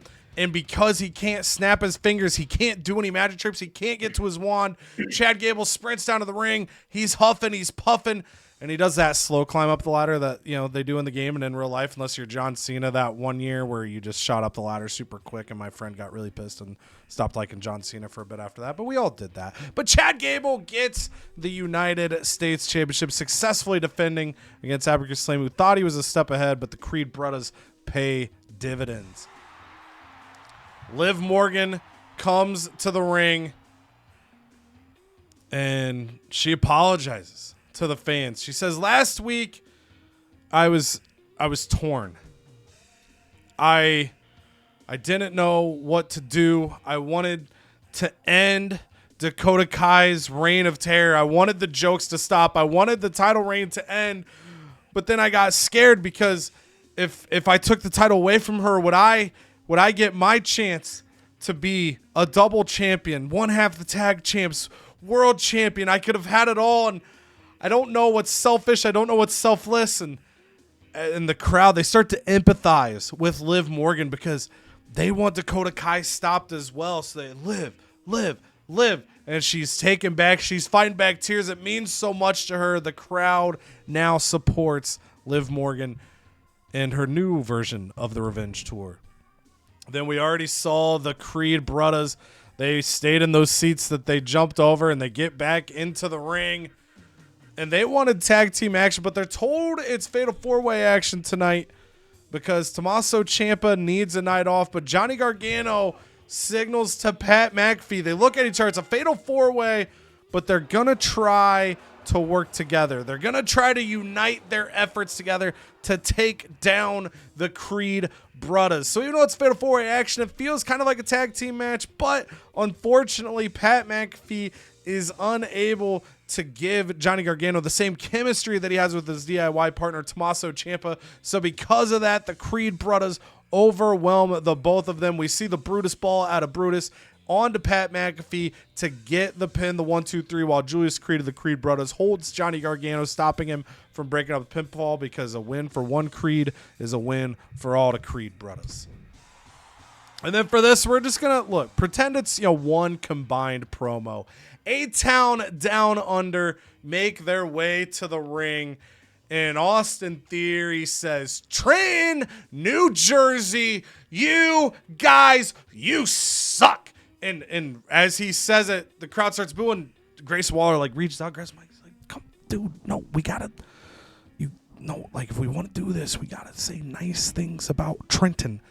And Austin Theory's like, what the fuck is a Trenton? I don't want to say nice things about Trenton. This place sucks. And Grace is like, I know this sucks, but if we tell the people it's nice, they'll cheer, and then we can be considered good guys, and then we can take on The and Undertaker, and fine. Trenton, New Jersey, I was just kidding around, man. You guys don't suck. This city rocks, man. It's one of my top 532 favorite cities in the United States, and the Trenton, New Jersey crowd, man, they're like, hell yeah, dude, top 532. And so because of this, Austin Theory, Grace Waller, then they're like, what else can we do? And Austin Theory's like, dude, start a USA chant. Grace Waller's like, I'm Aussie. I don't want to chant USA. He's like, dude, these Americans love that crap. Just do it. And Grace Waller's like, USA? And next thing you know, USA, USA. So the crowd now loves A-Town Down Under. They are faces. They've figured out the system. Roxanne Perez trying to figure out the system. She now is in a feud with Rhea Ripley, the former women's champion. Even though Rhea Ripley called her out initially as a sign of respect, last week she showed a bit of disrespect. So Roxanne Perez trying to prove a point in this match, trying to prove that she belongs with the Giants, but unfortunately for her, it does not work. She tries to beat Rhea Ripley with speed, with surprise. She tries to attack the legs to trim down the tree a little bit. It's not working. So then she tries to be a dirty little heel, tries to pull the sneaky tricks, but Rhea Ripley stays a step ahead, hits the Riptide, the 1, the 2, the 3, and at the end of the match, Rhea Ripley extends her hand, offers a handshake to Roxanne Perez. Remember, she had respect for Tatum Paxley, but Tatum didn't have it back. She wants to have the same respect for Roxanne Perez, but Roxanne Perez refuses the handshake, storms out of the ring in a huff, and the crowd boos the fact that Roxanne doesn't want to pay that respect. 3 stars, though. We'll take it. And then, of course, the other half there, Grace Waller and Austin Theory, now facey boys. So Tatum Paxley was furious with Sonya Deville because she's sick of Dakota Kai. A lot of the roster getting fed up with the jokes, wanted to see Dakota lose, and it didn't work out. So Sonya Deville said, look, Raquel was pretty frustrated with how her match went last week. So I've got a proposition. I know you guys don't normally team up, but I want to have you two team up tonight. We're going to bring in some local talent, and I will be in your corner just to make sure that things go right for you, because I want you here, Tatum. I do. I'm sorry for what happened. We're going to make it right. So it's Tatum Paxley and Raquel Rodriguez taking on Allie Brawler and Whitney Quaid. And just so you know, it's Canada has had this happen before. GM interference is not a 100% guarantee. It's a pretty high percentage, but it's not 100%. So I'm thankful that this works. Sonya Deville stands in the corner of Tatum and Raquel. It doesn't rate well because we brought in a couple people for one night, and one of those was a heel as well. But we get a victory there. We'll hopefully see a little bit of a morale boost. Tatum Paxley, if she's still red face, we could be in trouble. And then Chemical X makes their way out to the ring. They have yet to beat Liv and Raquel. They've come up short both times they've fought, but they feel like they're onto something. The fact of the matter is, yes, they had a small disagreement last week in that Fatal 4-Way on who was going to get the pin on Raquel. But the fact is, they got the pin on Raquel Rodriguez. They know how to beat Raquel Rodriguez. Tonight, Raquel only won because the general manager was in her corner. And by the way, Raquel, we see your partner going through an identity crisis. Are you truly sure that she's on your side? Are you truly sure that she's going to fight beside you as hard as she should? Or is it possible that the secret ingredient's been found in Chemical X are going to be your next women's tag team champions? And then it's main event time. It all started with mocking of hats and ties and robes. It turned into Tony D'Angelo recruiting Abracaslam because he wanted to make a body disappear. Tonight it comes to its culmination. Undertaker, Tony D'Angelo inside a steel cage. And before this match begins, Sonya Deville hands The Undertaker a note. And The Undertaker goes, "I'm too dead to read." And Tony says, "Hey, you can't read. I shouldn't be surprised, huh?" And Sonya just sends him to the ring. And as the match goes, these two fight back and forth. And Tony D'Angelo looks at the note given to The Undertaker. And he is furious. He is pissed. And confusion sets in. And The Undertaker, still not knowing what the note says, hears Tony D'Angelo go, "Hey, what the hell's up with this, eh? Undertaker gets a note, and he says that if he beats me, he's the #1 contender for Roman Reigns in the world title. Are you serious? Why can't Tony D'Angelo be a #1 contender?" And so while The Undertaker couldn't read the note, he can understand the words of Tony D'Angelo, and it lights a fire in The Undertaker because his new ally, came up short against Roman Reigns at Money in the Bank, and he's got a chance to defend his new demonic friend. And after hearing those words, he dominates the remainder of the match. Tony D'Angelo gets hit with a chokeslam, a tombstone, and The Undertaker descends into the ring like a hole appears, smoke appears, and then he shows up outside of the ring and both feet are on the floor outside of the ring. So Undertaker wins the cage match and is next in line for Roman Reigns. Over on ECW, we've got, I always have to hesitate now because there's so much mixing of tag teams, but we've got one half of the Good Brothers and Chase U. So Chase Brothers, you good? Against the War Raiders, because that's just a normal team existing here tonight. Andre Chase is at 31 stamina, but it doesn't matter for the match. Doesn't matter beyond it. Coral Anderson came up short against Eric, trying to get the television title in the past, but now he's got a temporary new partner because Luke Gallows is injured. So he says, "Hey, I'm going to team up with Andre Chase and see what happens." Andre Chase is like, "Yeah, I'll team up with you, man. My student, Duke Hudson's got issues with Eric," and it all transpires into a victory for Andre Chase, and Coral Anderson, 3 stars in rivalry, begins. Omos says, "All right, if Joaquin Wilde's too much of a bitch to be in a rivalry with me, how about you, Cruz del Toro?" And Cruz del Toro's like, "Whoa, man, don't be calling my bro bitch like that. He ain't no bitch, you a bitch." And then that they're in a feud now. Intensity. Trick Williams says, "All right, well, I used to be a permanent promo cutter on Karrion Kross, but now I'm a permanent opponent of Logan Paul." And apparently Logan Paul says, "Yeah, and a permanent loser to Logan Paul. Loser, loser, loser." But since crowd saw it last week, it rate as well this week as it did last week. 1 star for that match. And Stax Lorenzo says, "Please, God, please somebody cheer for my ass. I need to get fans on his brand, or else they're going to throw me into Fallon Henley, and I'm never going to get a fight unless once in a while I get a fight, and I want to fight more." And someone starts clapping in the crowd. He gets a new fan, so maybe Stax Lorenzo will find his way into an ECW ring.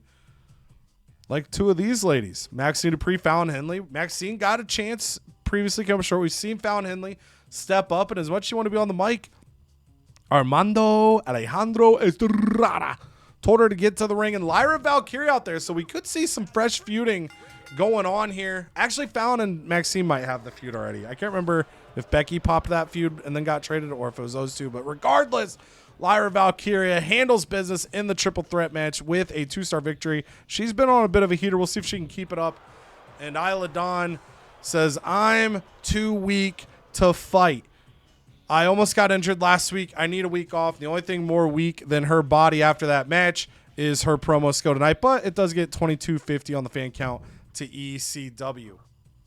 Joaquin Wilde has to deal with Akam of AOP. One half of AOP, 1/3 of Final Testament, 1/4 of WAP, and Akam, one half of the tag champs, as well as Karrion Kross, who I think those guys are due back the first show of the next episode, but we should potentially see Luke Gallows and Karrion Kross make their returns tonight. Akam gets 2.5-star victory, and Cruz del Toro comes out of the ring and was like, dude, that Omos guy's a little unhinged, dude. He's kind of crazy, man. I don't know why he's coming at us like that. And a couple guys were like, dude, yeah, I thought that was a little much. Seemed a little much. And he's like, yeah, dude, that's what I was saying. He fist bumps him, his 2 new fans. In the main event, we now know it's a level 3 rivalry between Alba Fire and Ivy Nile. They've got the main event slot. Is that enough to push the intensity to level 4? It is not, but it is a 3-star victory for Alba Fire. Back-to-back weeks, she gets the dub over Ivy Nile.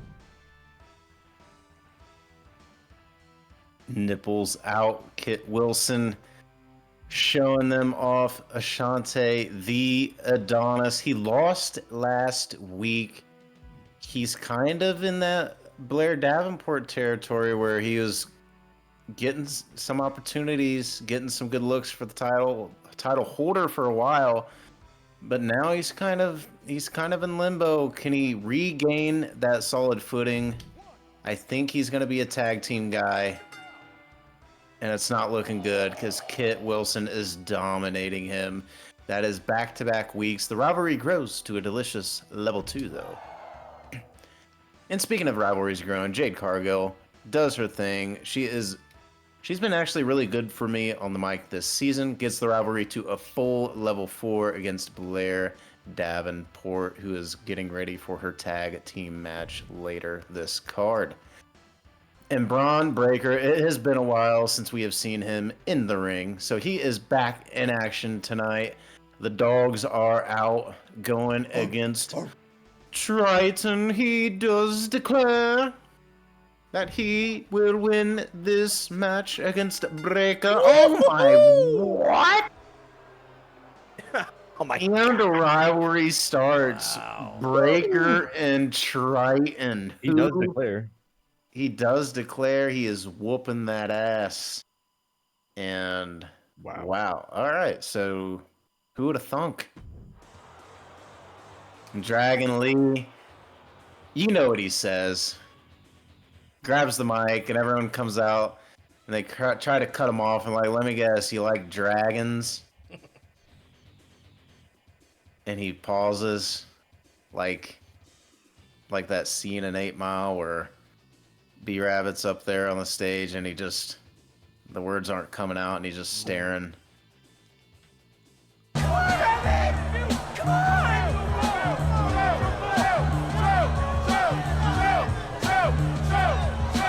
And Dragon Lee's like, screw you guys. You guys suck.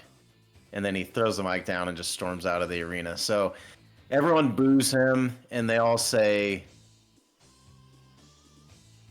we don't like dragons. Boo. And then he leaves in disgust. But he will be back.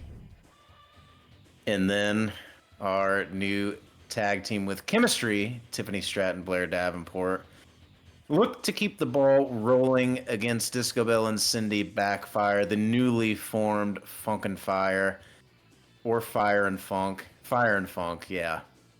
We like that. But do we like it in the ring to get a victory? No. Tiffany Stratton, Blair Davenport might be a team on a mission as they are cruising through these matchups, get the rivalry to a studly level 2, and then Eric Rowan just comes out. See, he doesn't have the help anymore. He doesn't need it. It's crossed out by Dragon Lee's body. He just comes out. He's like, hey, we don't like dragons. And then everyone just goes crazy for him. They're like, yeah, no. And and then the camera just pans to Dragon Lee in the back and just crying. A man that used to be so proud, used to love, the crowd used to love when I asked if they like dragons. Now the only thing that's dragon is his, I don't know. Maybe he drags around like his.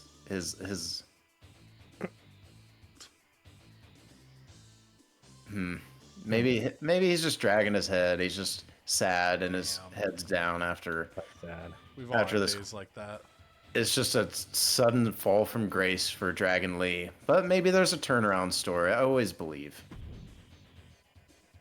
And these men who could be so powerful together instead choose to fight. Chuck McWagon and the Punching Stone himself. That's Dr. Punching Stone for you. We don't know who has the better stash. We don't even know who in the hell has the better hat. We don't know who has the better drip. Dr. Punching Stone in that lovely vest. And Chuck McWagon in that cowboy attire. He's got gloves and assless chaps and a nice little flannel shirt. But Dr. Punching Stone, he just can't get on the same page as Chuck McWagon. He says, how many times am I going to have to teach you this lesson, old man? And he does it again. No! Oh, wow. McWagon takes his cowboy whip, his little bull whip, and he starts whipping Dr. Punching Stone. And then he gets on his back and rides him around like a bull. And then he hog ties Dr. Punching Stone. Hog ties him, puts his hands in the air like a little shrug. 1, 2, 3. Dr. Punching Stone goes down in defeat. And the rivalry goes up to level 4. And rivalries just keep growing all throughout this show as the Battle of Masked Men wages on. This time, the friend, Bray Wyatt, calls out Axiom, says, your mask is nothing compared to my mask. My mask is real. Yours is but a child's toy. And the rivalry grows. Level 2 ski. And hopefully here, Io Sky and Asuka can get their rivalry to a big level 4. Hail Mary and the Manifestation back in the ring as well. Manifestation, a sneak candidate to actually win this belt with her level 10 ring XP.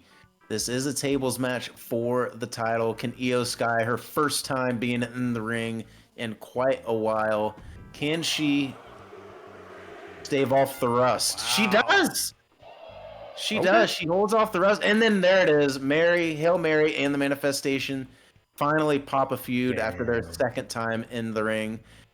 So good things there. So that's 2 rivalries going up there. We've had Eric Rowan, his rivalry. Dragon Lee goes up. Fiend and Axiom. McWagon. There's all kinds of rivalries littered throughout this show, just growing. So even though the card is not something to be too proud of, we do spice up the quality and content of our show. And over on Raw here, opening up, we got 3 men, 3 very different paths. Of course, John Cena, he won the #1 contendership last night. Brooks Jensen, he basically was the #1 contender. And Obafemi, I mean, he technically lost his first match, but John Cena definitely had the STFU locked in on Brooks. So Obafemi still hasn't been pinned or submitted yet. And it'll stay the same tonight because it's a tables match. We had to just make it a tables match because we got the shakeup. So Nick Aldis he's got a little crazy and made it a tables match. It's not going to be fair for Oba because that means there's no disqualifications. And of course, debuting tonight at the top, Ludwig Kaiser is joining us on Raw, and he has a problem with the Intercontinental Champion. So much so that he quickly runs out and helps Brooks Jensen by putting Obafemi through a table quickly. That leaves Brooks Jensen and John Cena. But Brooks Jensen, he uses his head, literally headbutting John Cena, laying him on a table and splashing a caveman splash through the table. He gets up, he grabs the Intercontinental title, and he starts biting it.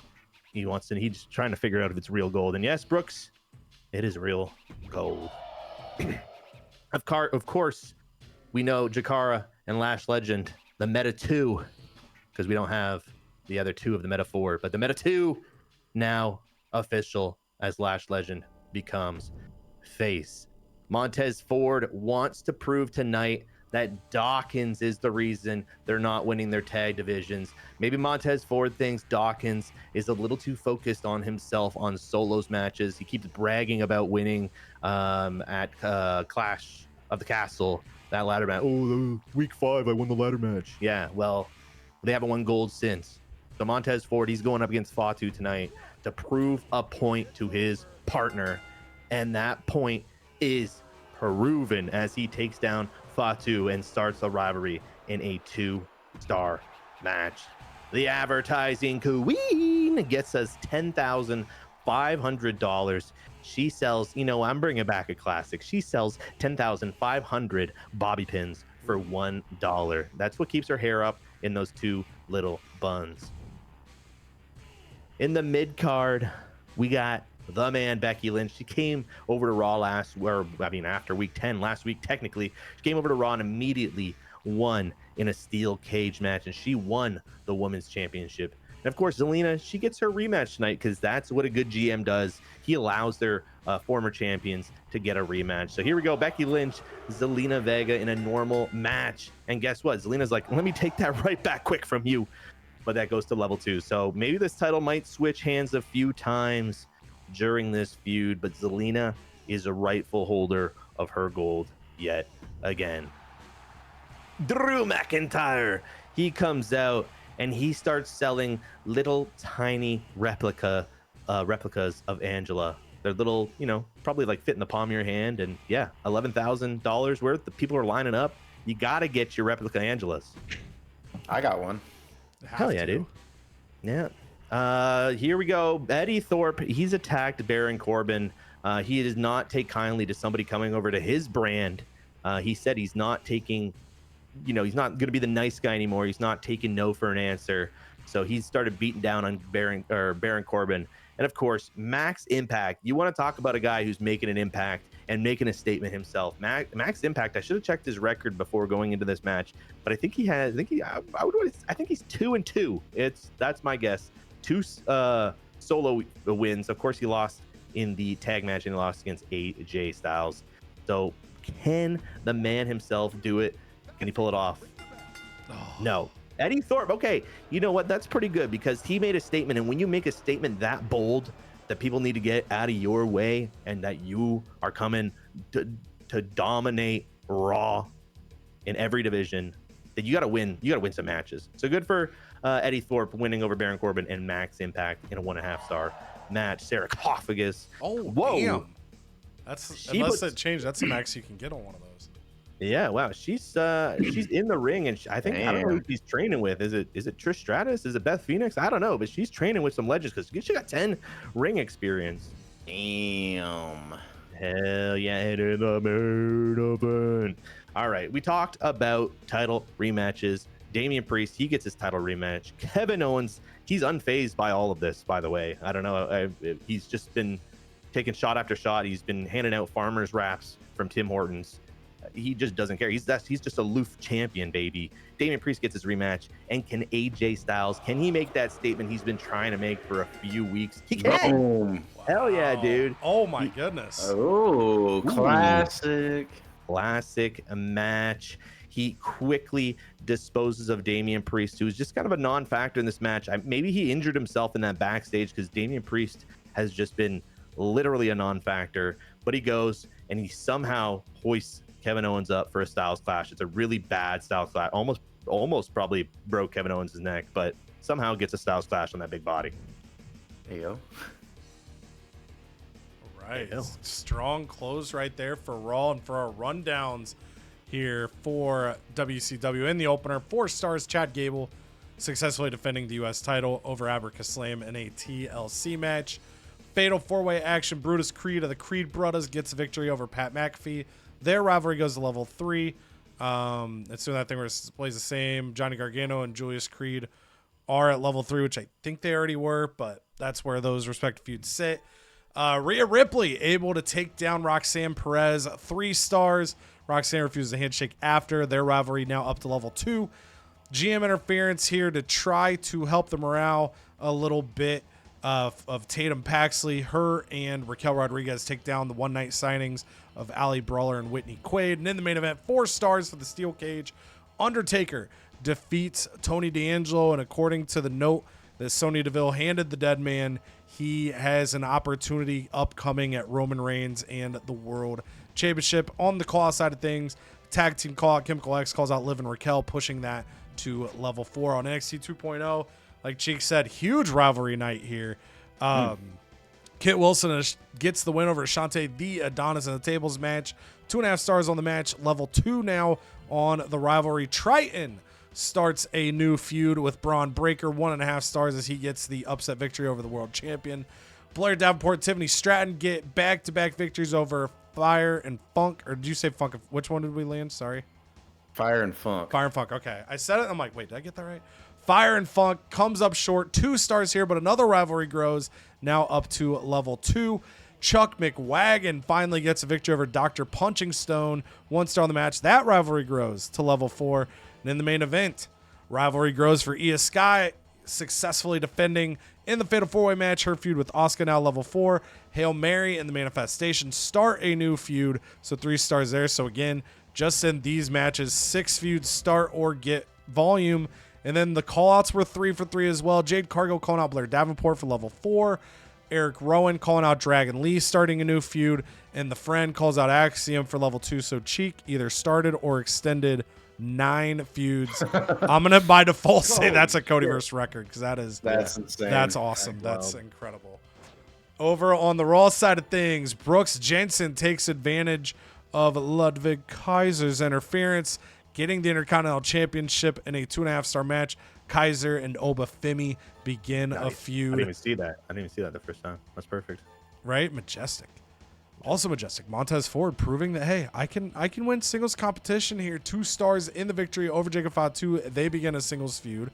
Zelina Vega grows her feud with Becky Lynch to level 2 in a 2.5 star match, getting back her women's championship.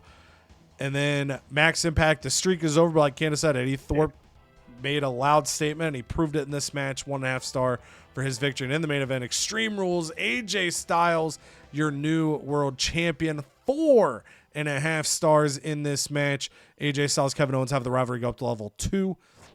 And then finally for ECW, Andre Chase and Coral Anderson take down the War Raiders. 3 stars on the match, kickstarting a tag feud. Logan Paul for the 2nd straight week defeats Trick Williams. This time it's a 1-star match. Lyra Valkyria gets a win, crashing the party of the rivalry between Maxine Dupree and Fallon Henley. 2 stars on that match. Akam, 2.5 stars, takes down Joaquin Wilde. And in the main event, 3 stars. Alba Fire for the 2nd straight week, able to take down Ivy Nile. And on the call side of things, Omos successfully calls out Cruz del Toro, beginning a feud. For WCW, a 97 rating score. We're going to get 26,000 fans. We lose $16,000. For ECW, a 95 rating score, 21,000 fans, $63,000. And the War Raiders have their official chemistry unlocked. For NXT 2.0, a 90 rating score. They're going to get 17,000 fans and $46,000. Okay. And finally for Raw, a 98 rating score, 23,000 fans and $63,000. For the Commissioner Gold WCW, we're going to get Schooled 3 coming our way. Sold out for NXT 2.0 for their Commissioner Goal. And let's go. His 10th table match gets him a Get the Tables card to boost one in the future. Canada for the Commissioner Goal is going to get an injury rehab 3. And these are the standings. So Armando still out front, but we are now down 32,000 fans. Cheek is 34 4,000 fans behind me. Canada, 8,000 fans behind Cheek. And we're on the way to the nation's capital. Hell yeah. My gosh. All right, All right, so oh my gosh. Asuka is fed up. The only way to convince me is $100,000. Otherwise, she's ready to walk out right now. That's intense. I might be wrong. I don't think we've ever had that when someone isn't red-faced Morale. Yeah, that's Oh, shit, yeah, true. that's scary. I might be wrong, but I don't think we've ever had that. That's intense. And we just had her in a title match too, so she just main evented for us, but she's still. All right, so the Adonis. We got to talk figures here because we got some contracts to rework. Let's see. He wants 5 weeks, 64,000. I think we could try to lowball him a little bit and shave that down. And he takes it. So, all right, he's still happy. So we're good there. And then Triton interested in another 5 weeks. I'm gonna talk figures. Oh wow. Yeah, have to talk figures. Wow. How about 42,000? Yes. Oh man, I can't even go back. It's either this, sign him for that. I can't. Wow, crazy. All right, well I guess we got to keep him. All right, so now he's getting a little frustrated, a little worried there, but he's still sticking around. Yet another week with the same energy in the crowd. Where's the new advertising you promised? So, Son of a bitch. so a lot of morale decreases now coming to NXT 2.0, but she's neutral, which is where we thought she would end up, and that's where we need her. We don't need her getting any lower because Asuka, you can see what happens here. So now I literally can't pay At least we her. finally can say, yeah, sure, but. Yeah, I'd love to. I just can't. Oh. So Asuka is gone. You got money back. All right, cool. So that sucks though, because I did lose a huge feud though. The Asuka and Io Sky level 4. Yeah, I was gonna say, Cheek, if you just kind of want to expand there, I'll let you give kind of your wrap up first. So not only that, or anything else going NXT 2.0. Seeing those emails, tough situation there with the financials, but did what you had to do. Yeah, so I mean, we had a great last show. Like you said, we had a crazy high, almost double-digit rivalries either being started or growing. So that was awesome. So I'm happy about that. But the problem is, now on the inverse side of things with the emails, we had a slew of negative morale hits, which I hate. And I lose one of my top female stars with Asuka, and I lose a level 4 feud right before we get into like the go home show and the PLE. So that really bites. That's going to be a tough one to try to replace that before one of those. But the positive spin is I do have some money now, and it frees up Io Sky to maybe pursue a different rivalry. So I got some money now from that, so maybe I can go sign another mega star, try to replace Asuka, things of that nature. So trying to stay positive, but I had a couple rough shows this episode. I didn't gain a lot of fans, so I'm just kind of trying to buy some time until I can save up some money to make some bigger moves, either to boost my show quality or sign some higher quality superstars, because we need some juice. Yeah, on the WCW side, I know I have contracts incoming. I believe my first booking in the next episode, I have 3 contracts popping up. So that angel investor ended up really paying off. But as much as I wanted to splurge last week, I talked about maybe buying that special promotion. I held knowing that I have a few contracts coming up. And, when it comes to like Shotzi and Gigi, they've got a level 4 tag feud. So I want to pay them. And also to what we've just seen, we've talked about morale a lot this year. We're starting to see it really step in. Cheek lost Asuka there. I lost Seth Rollins in a previous episode. We've got people getting suspended. So I want to try to stay on top of it. And I know that Tatum Paxley could be on the way out for me soon as well. So kind of holding the money until I see a few contract negotiations, but then can either one of two things I can spend on talent. I know the cheat code is always out there, but at a certain point, you got to just kind of bite the bullet, take the risk. It either gets used or it doesn't. So I've got the potential if I want to try to sign someone big. I've got the potential if I want to focus on logistic upgrades, or if I just want to have the money to keep my talent that I have now, keep them satisfied, lock into that, and then just, use match stipulations to boost these feuds. So I've got some options. I don't think there's a wrong way to play it, but I just got to make sure that, we've got this extra spending cash. Use it wisely, take advantage of it. Canada, I think you were the one that said it. It was basically like I won Money in the Bank having that angel investor hit. So good opportunity. We cut into Armando's lead a little bit this week, so I'll take that, keep chipping away, and hope that, if I'm stepping up on the go-home shows and the PLEs, that we can catch up to him. Canada, your side, pretty big week for you. You are the biggest fan gainer. I don't know how to phrase that well, clearly. But you had a couple strong shows. Immediately seeing the early results of kind of your transition focus to gradually getting more ring XP built in. So really, all that went wrong for you this week was the mystical free agent search, but a big week for you is you're closing in on Cheek and third and closing in on all of us with a strong set of shows. Yeah, kind of wild about that free agent search. And I might get roasted for it, but I literally saw Cody. I wrote it down. I know he's exactly a 0 ring XP heel giant male. I know that 101%. I know it. And I was going to say what it is because I know somebody is going to go back and see who Cheek had in his free agency. You had it in your free agency. I'm not going to say it here. After the premiere airs, I'm going to put it as a comment in the comment section. So go down to the comment section and leave me a like, because I got hit with a bug where you can't find this guy when you search him. It literally came up that nobody was available, and I know he's out there, and I know that's his class.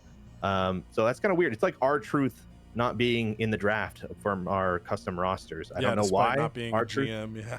Right, yeah. Like I was looking at custom rosters, and he's literally not available to even select as active or not active. So it's not like you messed up and accidentally set him as inactive. There's just some glitches that, unless, like you said, unless he's a GM down the line, I don't know. Yeah. But I feel pretty good about my ring XP gain. We got a little bit of a bigger stadium too, so money's going to start coming in as well. Like you said, I'm going to use my cards eventually. I know that cheat code's there. Yes, sir. But I'm going to have to pop these Nick Aldis cards eventually and get some more talent on the roster. Let's see if we can find our mystical free agent. Go check the comment if you're curious of who it is. I'm just going to leave the name of the jobber, and you'll be like, oh, that's who he's looking for. If you don't want spoilers, then just don't look and wait till I find him. There you go. Boom. And he'll have tears in his eyes when he does. So. Oh, I know. Yeah. I'll probably It'll go. be magical. It'll be magical. And if you want to see that, if you want to hear Canada cry tears of joy, you got to be subscribed to the channel, right? That way, when that episode drops, you don't miss it, because we've got, the nice part with the go home shows, it's like it feels like an extra pay-per-view at times with being able to blow off feuds. So it just means, every 3 episodes, 2 of those, we got feuds blowing off and a lot of big things happening. So make sure you're dialed in. Make sure you're liking these videos. If you're not, it helps us out a ton. Subscribe to the channel if you're not. That way you don't miss anything. And Canada talk about the premieres. We premiere all those MyGM videos. So if you ever want to hang out, unless it's like our Money in the Bank premiere, I had a work emergency pop up, so I missed most of that. But usually one or multiple of us is in the chat. You can shoot the breeze with us while watching all the chaos unfold. It's a good time. We hope to have you in there. We appreciate you watching as always. Until the next time, love y'all, appreciate y'all. Hopefully Canada finds his man.